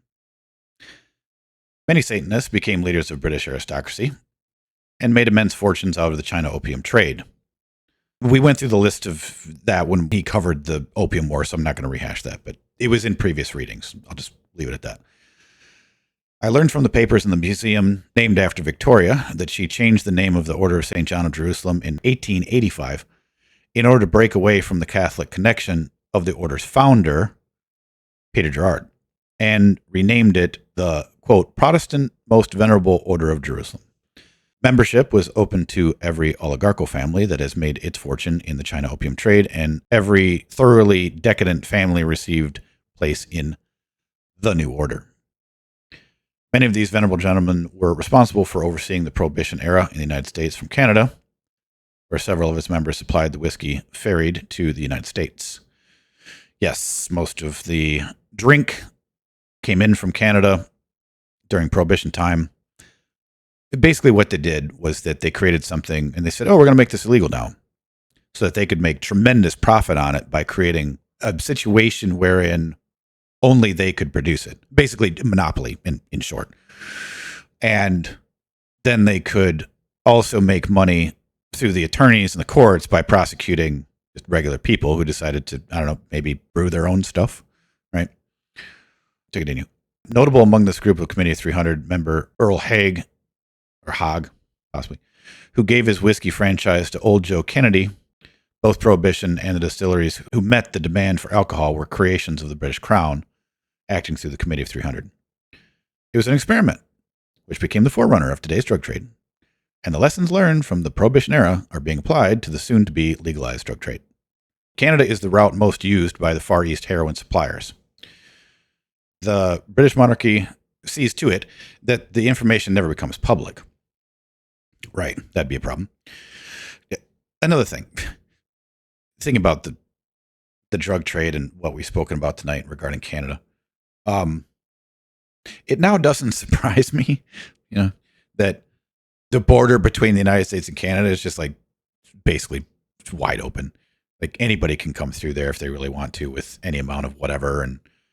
And I'm sure there's plenty of private roads that probably aren't even on maps and only these idiots use. Or nowadays they probably just have underground tunnels that literally just bring it right on in and it's never seen by satellite. So, all right, to continue.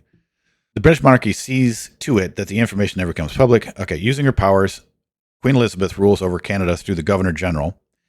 One wonders how modern Canadians can accept such an archaic arrangement. Who is the Queen's personal representative, and on down the line to the Privy Council. Yet another archaic hangover from colonist days. And the Knights of St. John of Jerusalem, who control Canadian commerce in all of its facets. Opposition to British rule is suppressed. Canada has some of the most restrictive laws in the world. Yes, and it's becoming more and more and more so as Canada basically becomes full-on communist, I would say, without question. I mean, England and Canada are both well on their way to being extremely communist with all of these free speech, laws. I think it was, what was the number I saw the other day? Something like 25, 30,000 people or something per year are arrested and tried in England now for hate speech or whatever the Jews don't want you talking about, basically. So, yeah, I completely agree with him. So, at present, there are 4 major trials of various stages in Canada involving persons charged with hate crimes. Wow. Okay, so it was all the way back in this is written in 93, and they were all right. Well, all right, doesn't surprise me, but well, I guess it does. These are the Fitna, Carissa, Zundel, and Cross cases. Oh, Zundel's case in Canada. Okay, sure. Yeah, that would make sense. If anybody doesn't know who Zundel is, go look him up. Look up his case. He's done several interviews. He was charged of being a Holocaust denier. And what he specifically did was go around and actually find information, true information, and then publish it and say this thing never happened. Very much as they went after and attacked David Irving. Same thing they did with Irving. Anyway, anyone who dares to try to show proof of Jewish control of Canada, which the Bronfmans exercise, is immediately arrested and charged with so-called hate crimes. Okay, Flood. Well, there you go. You want a name? There's a fucking name for you. Right there. That's the Jewish family that controls Canada. There you go. There's one right there. All right. Yeah, is immediately arrested and charged with so-called hate crimes. This will give us some idea of the vastness of the reach of the Committee of 300, which quite literally sits on top of everything in this world. Testifying to the truth of this statement is the fact that the Committee of 300 set up the International Institute for Strategic Studies, the IISS, under the auspices of the Round Table. This institute is the vehicle for the MI6 Tavistock black propaganda and wet jobs, an intelligence cover name denoting an operation where bloodshed is required. I would say bloodshed, bloodletting, sacrificial killing is required everywhere where you find these filthy Luciferian fucks. Nuclear and terrorist, which goes to the world's press for dissemination, as well as to government and military establishments. Membership of the ISS includes representatives of 87 major wire services and press associations, as well as 138 senior editors and columnists drawn from international newspapers and magazines. Now you know where your favorite columnist gets all of his information and opinions from. Remember, Jack Anderson, Tom Wicker, Sam Donaldson, John Chancellor, Mary McRory, Seymour Hesh. I think these are all old school like news. Yeah, Sam Donaldson. So these would be all old school news talking heads that used to be on TV. None of which that I even recognize, with the exception of Sam Donaldson. The information provided by the IISS, especially scenarios like those prepared to blacken President Hussein and to justify the coming attack on Libya and condemn the PLO, are all especially tailor-made for the occasion. The My Lai massacre story, published by Seymour Hersh, came straight out of IISS. I don't know of that occurrence. The My Lai massacre. Anybody wants to put it in chat? I'll take a look at it. Just in case we wrongly suppose that men like Hersh do their own research work. The International Institute for Strategic Studies is nothing more than a higher echelon opinion maker as defined by Lippmann and Bernays. Instead of writing books, newspapers report opinions presented by chosen columnists, and IISS was formed to be a coordinating center for not only creating opinions, but to get those opinions and scenarios out much faster and to a greater audience than could be reached by a book. IISS is a good example of the grinding and interfacing of Committee of 300 institutions. The idea of bringing IISS into bearing arose in 1957 Bilderberg meeting. It will be recalled that the Bilderberger Conference is a creation of MI6 under the direction of the Royal Institute of International Affairs. The idea came from Alistair Buchan, son of Lord Tweedsmuir. Buchan was chairman at the time and a board member of the Royal Institute of International Affairs and a member of the Round Table reportedly close to the British royal family. This was the same conference that welcomed Labour Party leader Denis Healey to its ranks. Others in attendance were Francois Ducan, whose mentor, Jean Monnet Dutchens, ran the Trilateral Commission under the tutelage of H.V. Dix from Tavistock Columbus Center. Right. Trilateral Commission is definitely one of the high think tanks of the Committee of 300 and controls policy, American policy. International, specifically. Among the governing council of this gigantic propaganda, opinion-making apparent is included in the following. Frank Kiston, a one-time controller of the IRA provisionals, a man who started the Mau Mau insurgency in Kenya, Lazard Ferris, represented by Robert Ellsworth, N.M. Rothschild, represented by John London, Paul Nietzsche, representative of Schrodinger Bank. Nietzsche had played a very prominent and substantial role in matters of arms control agreements, which have always been under the direction of the Royal Institute of International Affairs. Right, because they have to determine, who's going to get arms and who isn't going to get arms, because you don't want just everybody out there just deciding to shoot everybody, because then you can't have control. Thank goodness we still have a Second Amendment for a while.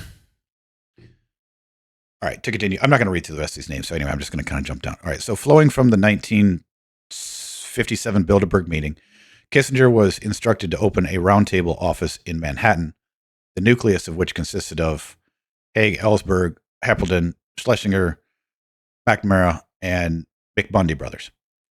Kissinger was directed to fill all executive positions in the Nixon administration with roundtablers loyal to the Royal Institute of International Affairs and therefore to the Queen of England. Now, to pause here and make a point, there now have come out several recordings of Nixon, because Nixon always recorded everything that was happening in the White House because he was paranoid for good reason. And there was several discussions that Nixon had with some of his advisors talking about how he's surrounded by Jews and how he doesn't trust the Jews and how the Jews are doing this to him. And is that guy a Jew? Is this guy working for the Jews? Right? He was legitimately concerned about the activities of all the Jews that were around him, because guess who picked them all? Kissinger. So anyway, it was no accident that Kissinger chose President Nixon's old hangout, the Hotel Perry, as his center for operations. The significance of the roundtable Kissinger operation was thus. On orders of the RIIA Chairman Andrew Schuberg, a block was placed on all agencies involved in intelligence, preventing them from giving information to President Nixon. Right, they just cut off all his info. Makes perfect sense. This meant Kissinger and his staff were getting all intelligence, foreign and domestic, law enforcement information, including FBI Division 5, before any of it was released to the president. This made certain that all MI6 controlled terrorist operations in the U.S. would have no chance of being leaked. This was Harl Halperin's bailiwick. By working this methodology, Kissinger at once established hegemony over the Nixon presidency, and after Nixon was disgraced by the Kissinger Group and hounded from office, Kissinger emerged with unprecedented powers, such as have not been equaled before or since Watergate. Some of these seldom enumerated powers included the following. Kissinger ordered National Security Division Memorandum Number 1 to be drafted by Halperin, who got the actual wording directly from the RIIA through roundtable circles. The memorandum appointed Kissinger as the supreme U.S. authority, chairman of the verification panel. All SALT negotiations were directed from here using Paul Warnke, maybe, and a nest of traitors inside the arms control mission at Geneva. In addition, Kissinger was appointed to the Vietnam Special Studies Group, which oversaw and made evaluations of all reports, civilian and military, including intelligence reports coming out of Vietnam. Kissinger also demanded, and got oversight, of the 40 Committee, a super-secret agency that has the task of deciding when and where to initiate covert activities and then monitors the progress of operations it sets in motion. Meantime, Kissinger ordered a blizzard of wiretaps by the FBI, even on his closest assistants, so as to give the impression that he was on top of everything. Most of his circle were told that wiretaps on them were in force. This nearly backfired. Was an MI6 operative by the name of Henry Brandon was ordered wiretapped, but was not informed by Kissinger. Brandon was doubling as a reporter for the London Times, and Kissinger very nearly got thrown out because nobody does this to the London Times. The full story of Ellsberg break-in and subsequent Watergating of Nixon is too long to be included here. Suffice to say, Kissinger had control of Ellsberg from the day that Ellsberg was recruited while at Cambridge. Ellsberg had been a hardliner in favor of the Vietnam War, but was gradually, quote, converted to a radical left activist. His conversation was only a shade less miraculous than St. Paul Damascus Road experience. His entire spectrum of the new left in the United States was the work of the British intelligence MI6, acting through roundtable assets and the Institute of Policy Studies, as it just did with all the countries with a Republican base whose policies had been changed. LPS played a leading role, even as it does today, in South Africa and South Korea. Much of IPS's activities are explained in my work, IPS Revisited, published in 1990. IPS has one main function: that bring to sow discord and spread disinformation, resulting in chaos. Right. I forget the Latin for order out of chaos. Anyway, it'll come to me later. One such program aimed at America's youth, centered on drugs, through a series of IPS fronts. Acts like the stoning of Nixon's motorcade and a large number of bombings. A climate of deception was effectively created when led by a majority of Americans to believe that the United States was under threat, the KGB, the GRU, and Cuban DGI. The word sent out that a lot of these imaginary agents had close ties to the Democrats through George McGovern. It was, in fact, a model disinformation campaign, which MI6 is justly famous. Ordo ab Chaos. I don't think I'm pronouncing the KO part, but thank you, Flood. Order ab Chaos. Right. Order out of chaos. Right. Thank you. Hellman, Eldrickman, and Nixon's closest aides had no clue as to what was happening. Hence a flurry of statements emanating from the White House that East Germany, the Soviet Union, North Korea, and Cuba were training terrorists and funding their operations in the United States. I doubt whether Nixon knew very much about IPS, let alone suspected what it was doing to his presidency. We suffered the same kind of disinformation during the Gulf War when the word went out that terrorists of all stripes were about to invade the United States and blow everything up in sight. President Nixon was literally left in the dark. He didn't even know that David Young, a Kissinger pupil, was working in the basement of the White House supervising quote-unquote leaks.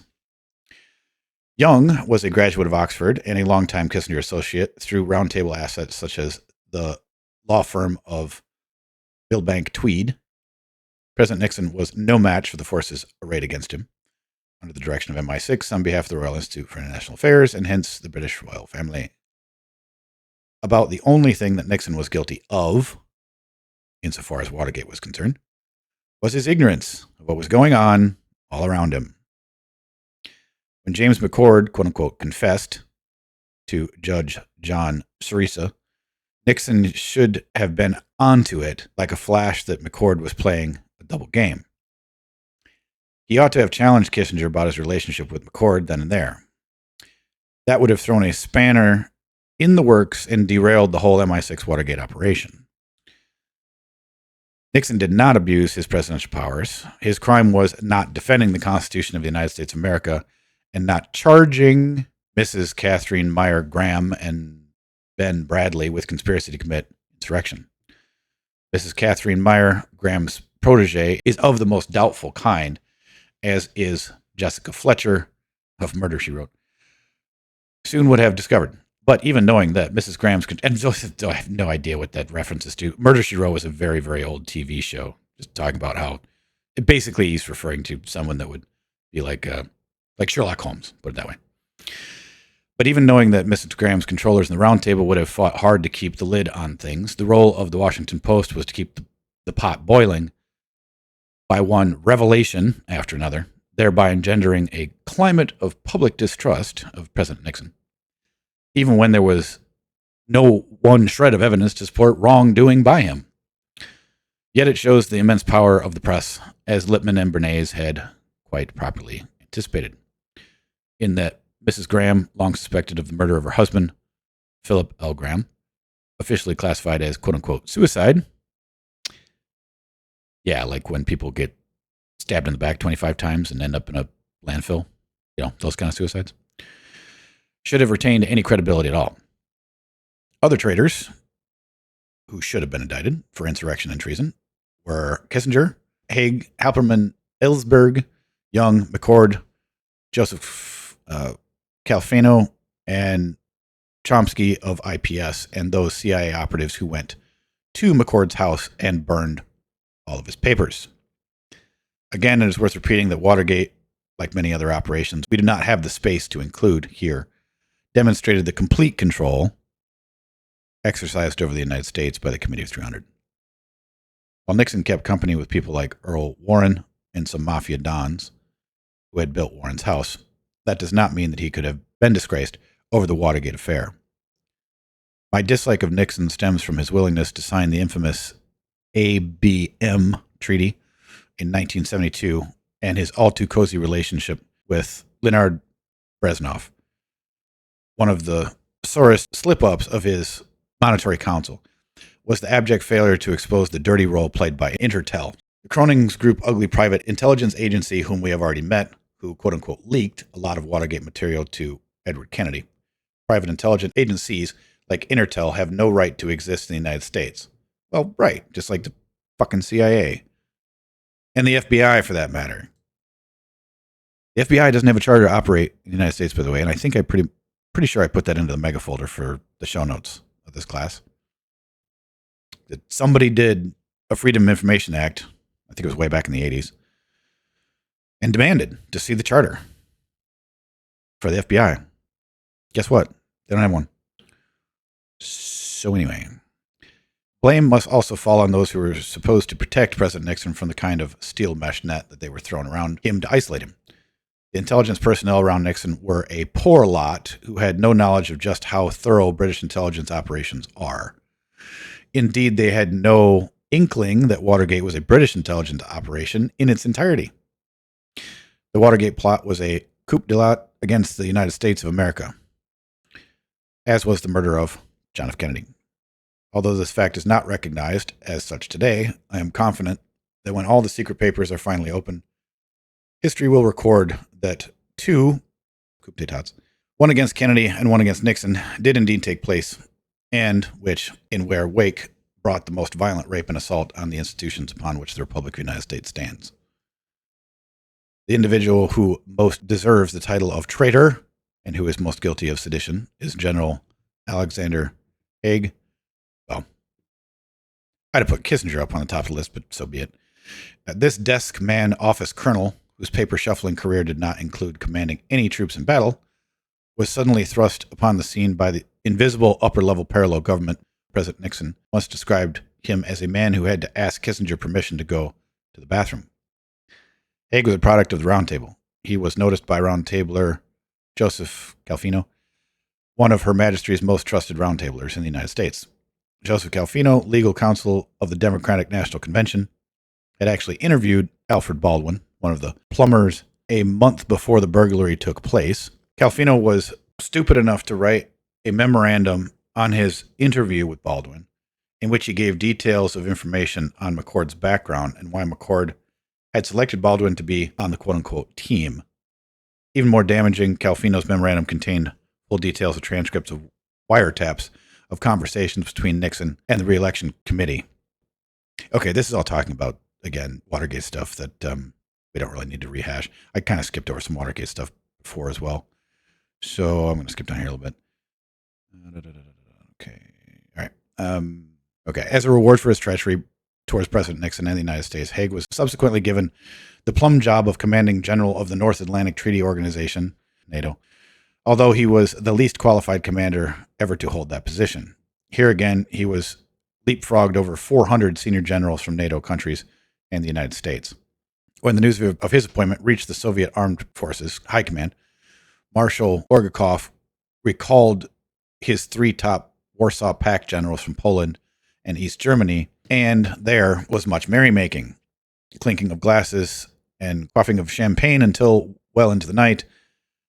Although Haig's tenure as commander of NATO forces, the professional elite cadre of the Soviet Armed Forces men, had never been anything but professional soldiers, held Haig in the utmost contempt and openly referred to him as the office manager of NATO. Sounds appropriate. They knew that Haig owned his appointment to the Royal Institute of International Affairs and not to the United States military. Not that we in America, under any circumstances, should have fuck all to do with NATO anyway, or the United Nations, both of which we should leave and let the world decide to crumble at their own volition. But anyway.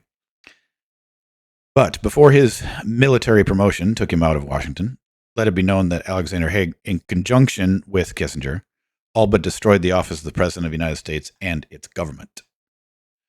The chaos left by Kissinger and Haig in the wake of the Watergate has never been chronicled to the best of my knowledge. In the instance of the Royal Institute of International Affairs, Haig virtually took over the management of the government of the United States after April 1973, bringing 100 roundtable agents chosen from the Brookings Institute Policy Studies and the Council on Foreign Relations. Haig filled the top 100 posts in Washington with men who, like himself, were beholden to a foreign power. Okay, so this is where, all right, you want to talk about the deep state? Then I guess in a sense, this is where Britain did finally take back over the total running and control of the United States government. Makes sense. And there is a book by the title called The Anglo-American Establishment, also written by Carol Quigley. And if I didn't put that into the mega file for the show notes, I will, because I'm bringing it up now.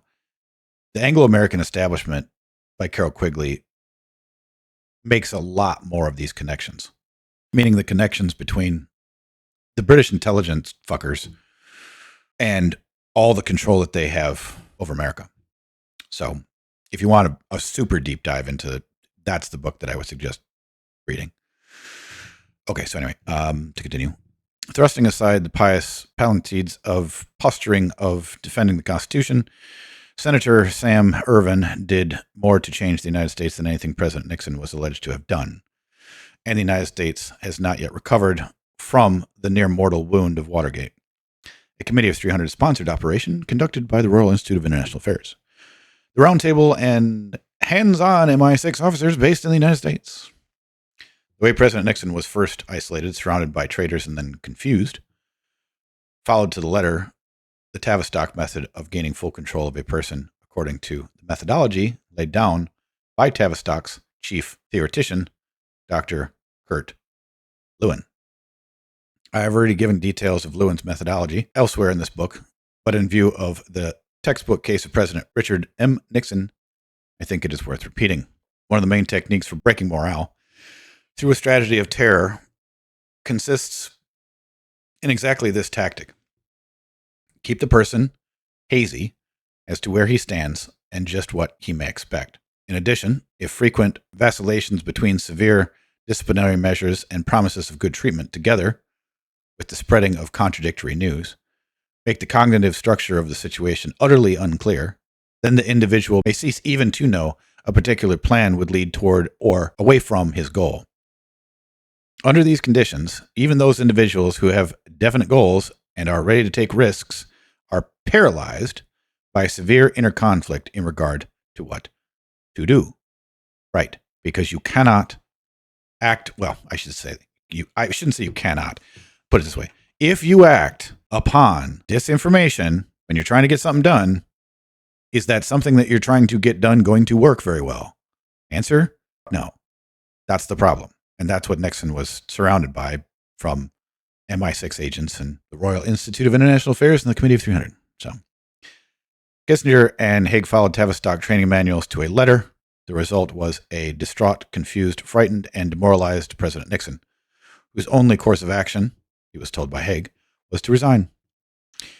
In 1983, I wrote 2 books, The Tavistock Institute, Sinister and Deadly, and The Tavistock Institute, Britain's Control of U.S. Policy, based on Tavistock's secret manuals which had fallen into my hands. Tavistock Institute's methods and actions are spelled out in these 2 works. So successfully were Tavistock methods applied to unseat President Nixon that the people of this nation fully believed the calumny of lies, distortions, and set-piece contrived situations mounted by the conspirators as truth, when in fact Watergate was a diabolical lie from end to end. It is important to stress this because we have certainly not seen the last of Watergate-type operations. What were the alleged impeachable offenses committed by President Nixon and the so-called smoking gun evidence, which was supposed to back up the charges? First, the smoking gun, this piece of fiction, was created by Kissinger and Haig around June 23rd tape, which Haig coerced Nixon into surrendering to Leo Jaworski.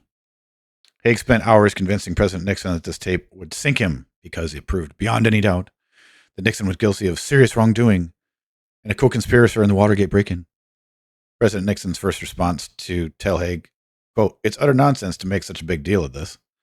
But Haig chipped away until Nixon became convinced that he could not make a successful defense before the Senate based solely on this particular June 23rd tape. How had Haig accomplished this mission? Acting out a scenario prepared by MI roundtable controllers. Haig had an unedited transcript of the smoking gun tape typed by his staff. In reality, there was nothing in the tape that President Nixon could not have explained. Sensing this, Haig then circulated this unauthorized, unedited transcript of the tape among Nixon's staunchest supporters in the House and Senate and the Republican Party high command. Prepped with smoking gun and devastating, and coming from Nixon's trusted aide, the transcripts had the effect of a falcon hitting a flock of pigeons. Nixon's supporters panicked and ran for cover. Following up his sedition and insurrection, Haig summoned to his office Congressman Charles Wiggins, a staunch Nixon supporter who had agreed to lead the fight in the House to head off impeachment proceedings. In a barefaced, blatant lie, Wiggins was informed by Haig that the fight is lost. After that, Wiggins lost all interest in defending Nixon, believing that Nixon himself had agreed to give up. Haig then dealt with Senator Griffin, a leading supporter of the president, and the senator in the same way. As a result of Haig's seditious, treasonous activities, Senator Griffin immediately wrote a letter to President Nixon calling upon him to resign.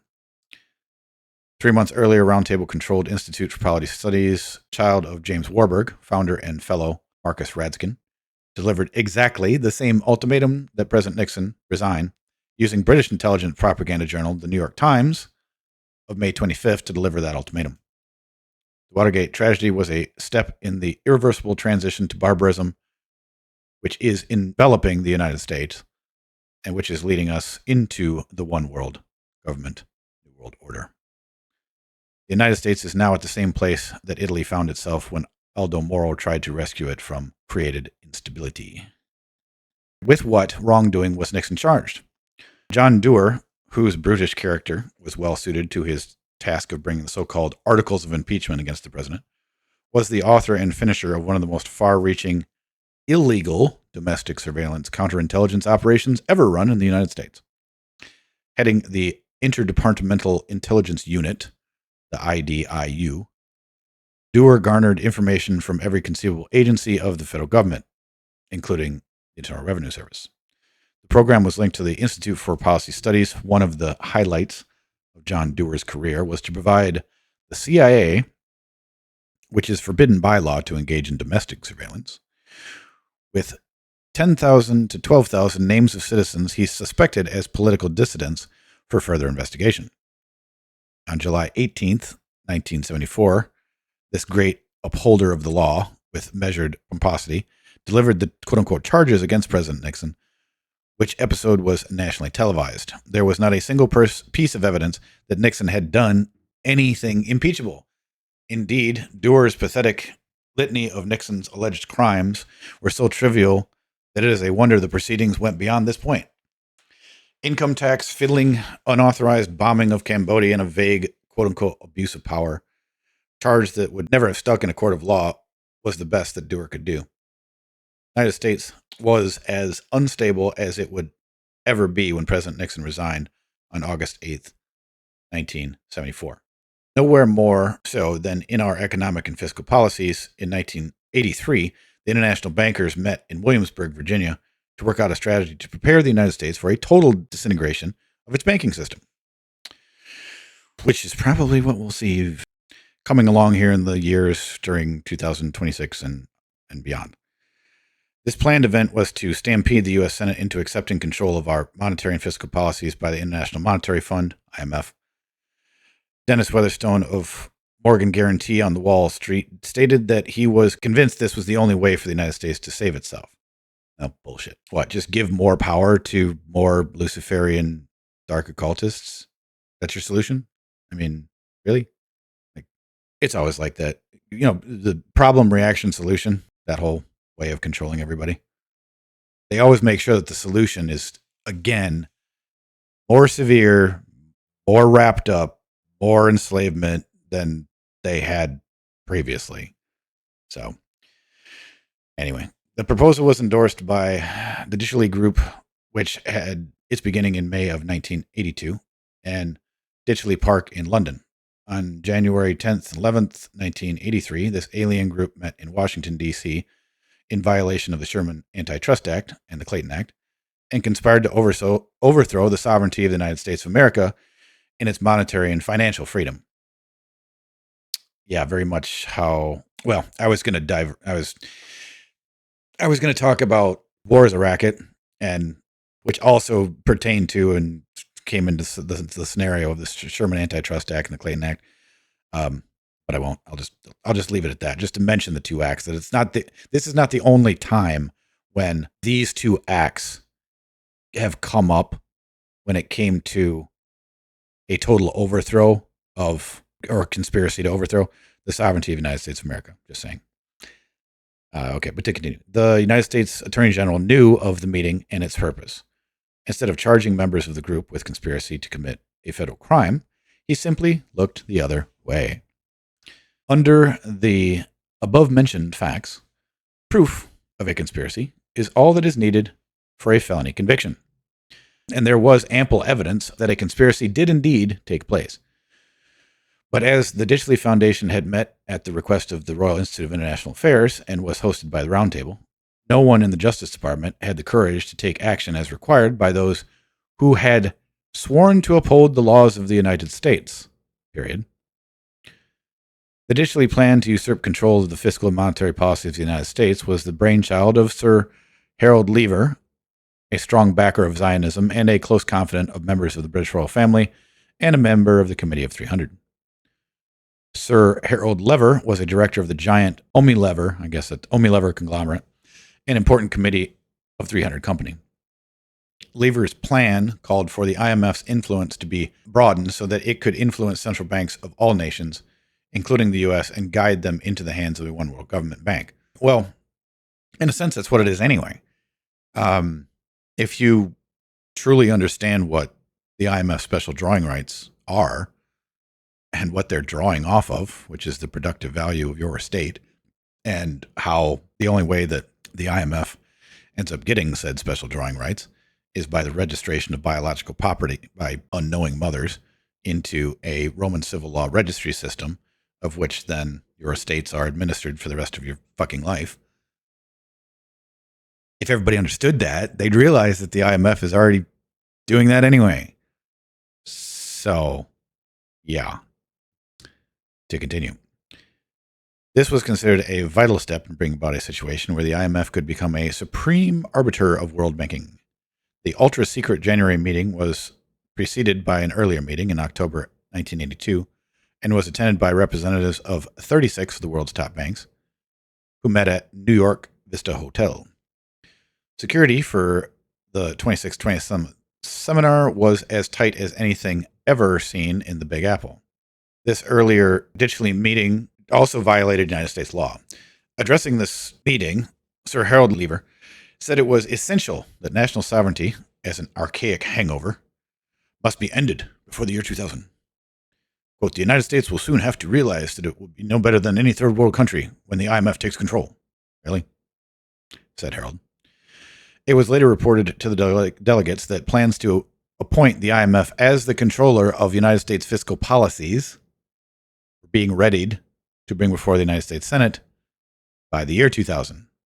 Well, I don't believe that ever happened. Reamer de Veers, speaking for Morgan Guarantee, said it was high time that the United States became a member of the Bank of International Settlements. There must be a reconsideration of the U.S. hesitancy over the past 50 years, de Veers declared. Some British and German bankers, fearing possible violations of U.S. law, said the Ditchlery Group is nothing but a committee to iron out exchange rate problems. Felix Ratien also spoke of the great need to change U.S. banking laws so that the IMF could play a greater role in this country. All right, this is all just a continuation of what they want, of one bank, one government, and all the Luciferians at the top, controlling everything. That's their new world order. You will own nothing, and you'll be happy. And you'll eat the bugs, and you'll be happy. Right. Roundtablers William Ogden and Werner Stagg spoke enthusiastically in support of surrendering U.S. fiscal sovereignty to the International Monetary Fund and the Bank of International Settlements. Delegates representing the Alpha Ranking Group, a P2 Freemasonry bank, said the United States must be forced to surrender to, quote, the higher authority of a world bank, close quote, before any progress toward the New World Order could be made. That's kind of true. They do kind of have to get that out of the way before they finish this off, or try to finish this off, or try to finish anybody off. Let's put it that way. Venezuela, anybody? So on January 8th, 1983, before their big meeting on January 10th, 11th, Hans Vogel, a leading Club of Rome member, was received at the White House. President Ronald Reagan had invited George Shultz, Caspar Weinberger, George Kennan, and Lane Kirkland to be present at his meeting with Vogel, who explained to President Reagan that the aims and objectives of the Ditchley Group were, from that day, President Reagan did an about-face and worked with the Committee of 300 various agencies to advance the International Monetary Fund and the Bank of International Settlements as the authority on the U.S. domestic and foreign monetary policies. Right, that probably had a lot to do with Reaganomics. The whole idea of what was called trickle-down economics, but didn't trickle anywhere, where the interest rates for everything went through the roof. And they were like, well, this was this ridiculous ideology that, well, if the rich get richer, then all the wealth will trickle down to everyone else. I've never heard of something so retarded. But literally, that's what they were trying to gaslight everybody into. Obviously, it didn't work. All that happened was that the super wealthy got more wealthy, and everybody else got squeezed out again, as usual. So, but anyway, to continue. The invisible government of the Committee of 300 has put tremendous pressure on America to change its ways for the worse. America is the last bastion of freedom, and unless our freedoms are taken away from us, progress toward a one-world government will be considerably slowed. Exactly. That's exactly what I've been saying for a very long time. Not only are we the last place on earth that they one, can't forcibly take over, two, have to take over and destroy before they can finish their final one world government. But they realize how hard it's going to be. I mean, there are more guns in the hands of Americans than there are in all of the entire world's military and armed forces combined. That's a fact. So even if you took the entire world's military force of every single country and threw it at the American people, you'd still not quite have an even fight on your hand. So I really don't know how you're going to get that done, you fuckers. But anyway, to continue. Such an undertaking as a one world government is a massive one, requiring a great deal of skill, organizing abilities, control of governments, and their policies. The only organization that could possibly have undertaken this mammoth task with any hope of success is the Committee of 300. And we have just seen how far it has come towards total success. Above all, the battle is a spiritual one. Unfortunately, the Christian churches have become little more than social clubs run by the infantile, evil World Council of Churches, the WCC, whose beginnings lie not in Moscow but in the city of London. As we see from the chart at the end of the book, which gives the structure of the One World Government Church, this body was set up in the 1920s to serve as a vehicle for the One World Government policies and stands as a monument to the long-range planning capabilities of the Committee of 300. Another corrupt body similar in structure and design to the WCC is the Union of Concerned Scientists, set up by the Trilateral Commission and funded by the Carnegie Endowment Fund, the Ford Foundation, and Aspen Institute. This is the group that has led the fight to prevent the United States from mounting an effective deterrent against Soviet Cosmosphere's space-based laser beam weapons, which can destroy selected targets in the United States or elsewhere from outer space. Yes, the space wars and all that stuff that they still talk about. And even things like, I don't know if you guys have ever heard about this one, but like the Rod of God, that's the weapon that's like they just aim basically a tungsten rod from space and just let the unbelievable amount of force of the impact destroy whatever happens to be underneath it by just releasing it from space and then guiding it, things like that. So anyway, to continue, the United States SDI program was designed to counter the threat posed by Soviet cosmospheres, a threat which still exists in spite of the assurance that communism is dead.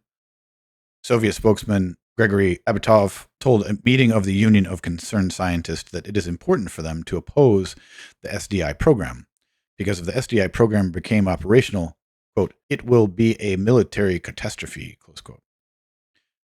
Year after year, the Union of Concerned Scientists has opposed every budget which included funding for the vital SDI program until the end of 1991.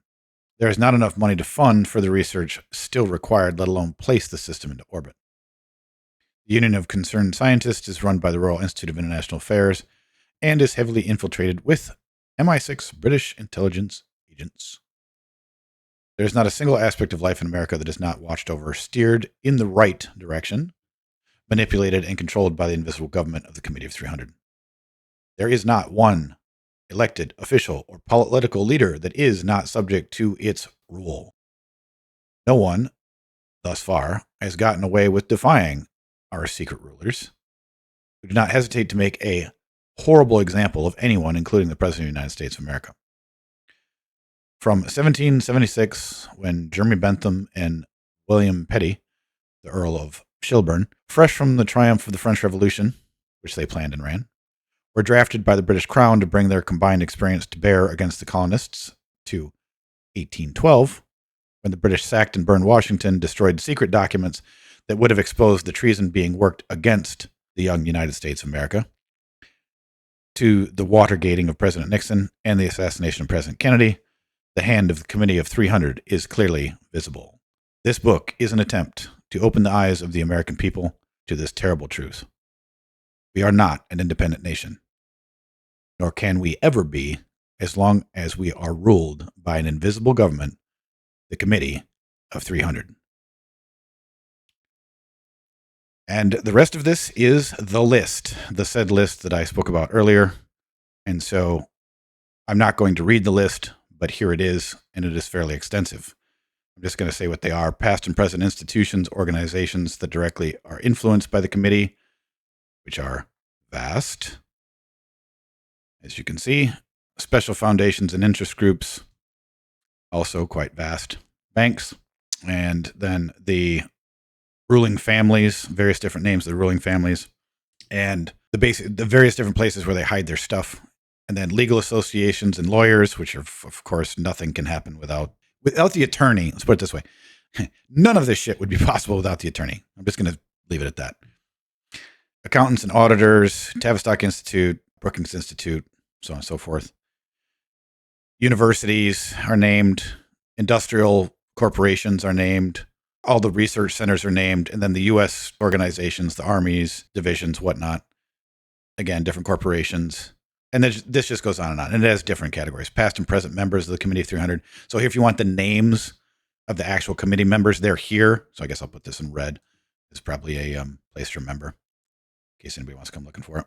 So those are your past and present members, which of course, again, being 2026 and this being written in 1993, most of these names will have changed. And then this is the bibliography of the rest of the book. So that's that. We are finally done with the reading of Conspirators' Hierarchy, the story of the Committee of 300, written by Dr. JohnColman. So that's it. So there have been 11 readings now, and we are finished, completed, done with this. And we will now move on to other things this year as far as classes are concerned. I have several things in the works. I don't know what I'm going to be doing just quite next. But as a housekeeping note, the VSOF is also going to start up a book club. I've started and opened up and created the rooms for it in Mega. And we'll probably have a meeting once a month. And the books are going to be anything and everything dealing with the 4 quadrants. It's not going to be just law. There'll be stuff on self-defense, self-awareness, self-reliance, and a little bit here and there about self-governance. I'm going to be using a vast majority of the books probably that are in the VSOF members online library, of which I have hundreds of works to go through. We have an entire lifetime of being able to work and go through with our book club what we want to learn, and that'll be something that'll be nice to do in the year of 2026. Okay, everyone. With that, I'd like to thank you all for coming, showing up, as always. And if you'd like to join the Vocational Science of Freedom, you can go to vocationalscienceoffreedom.org, then click on the Welcome Package, and then download it here and fill it out, and then send it back to vsof@protonmail.com. And I will take a look at it, and then I will get you set up with Mega and get you into the rooms so you can join classes and Wednesday Night Roundtable. And with that, I will see all of the rest of you VSOF members on Wednesday night, the VSOF Roundtable. And I hope all of you have a wonderful rest of your weekend. As always, stay safe and stay sovereign.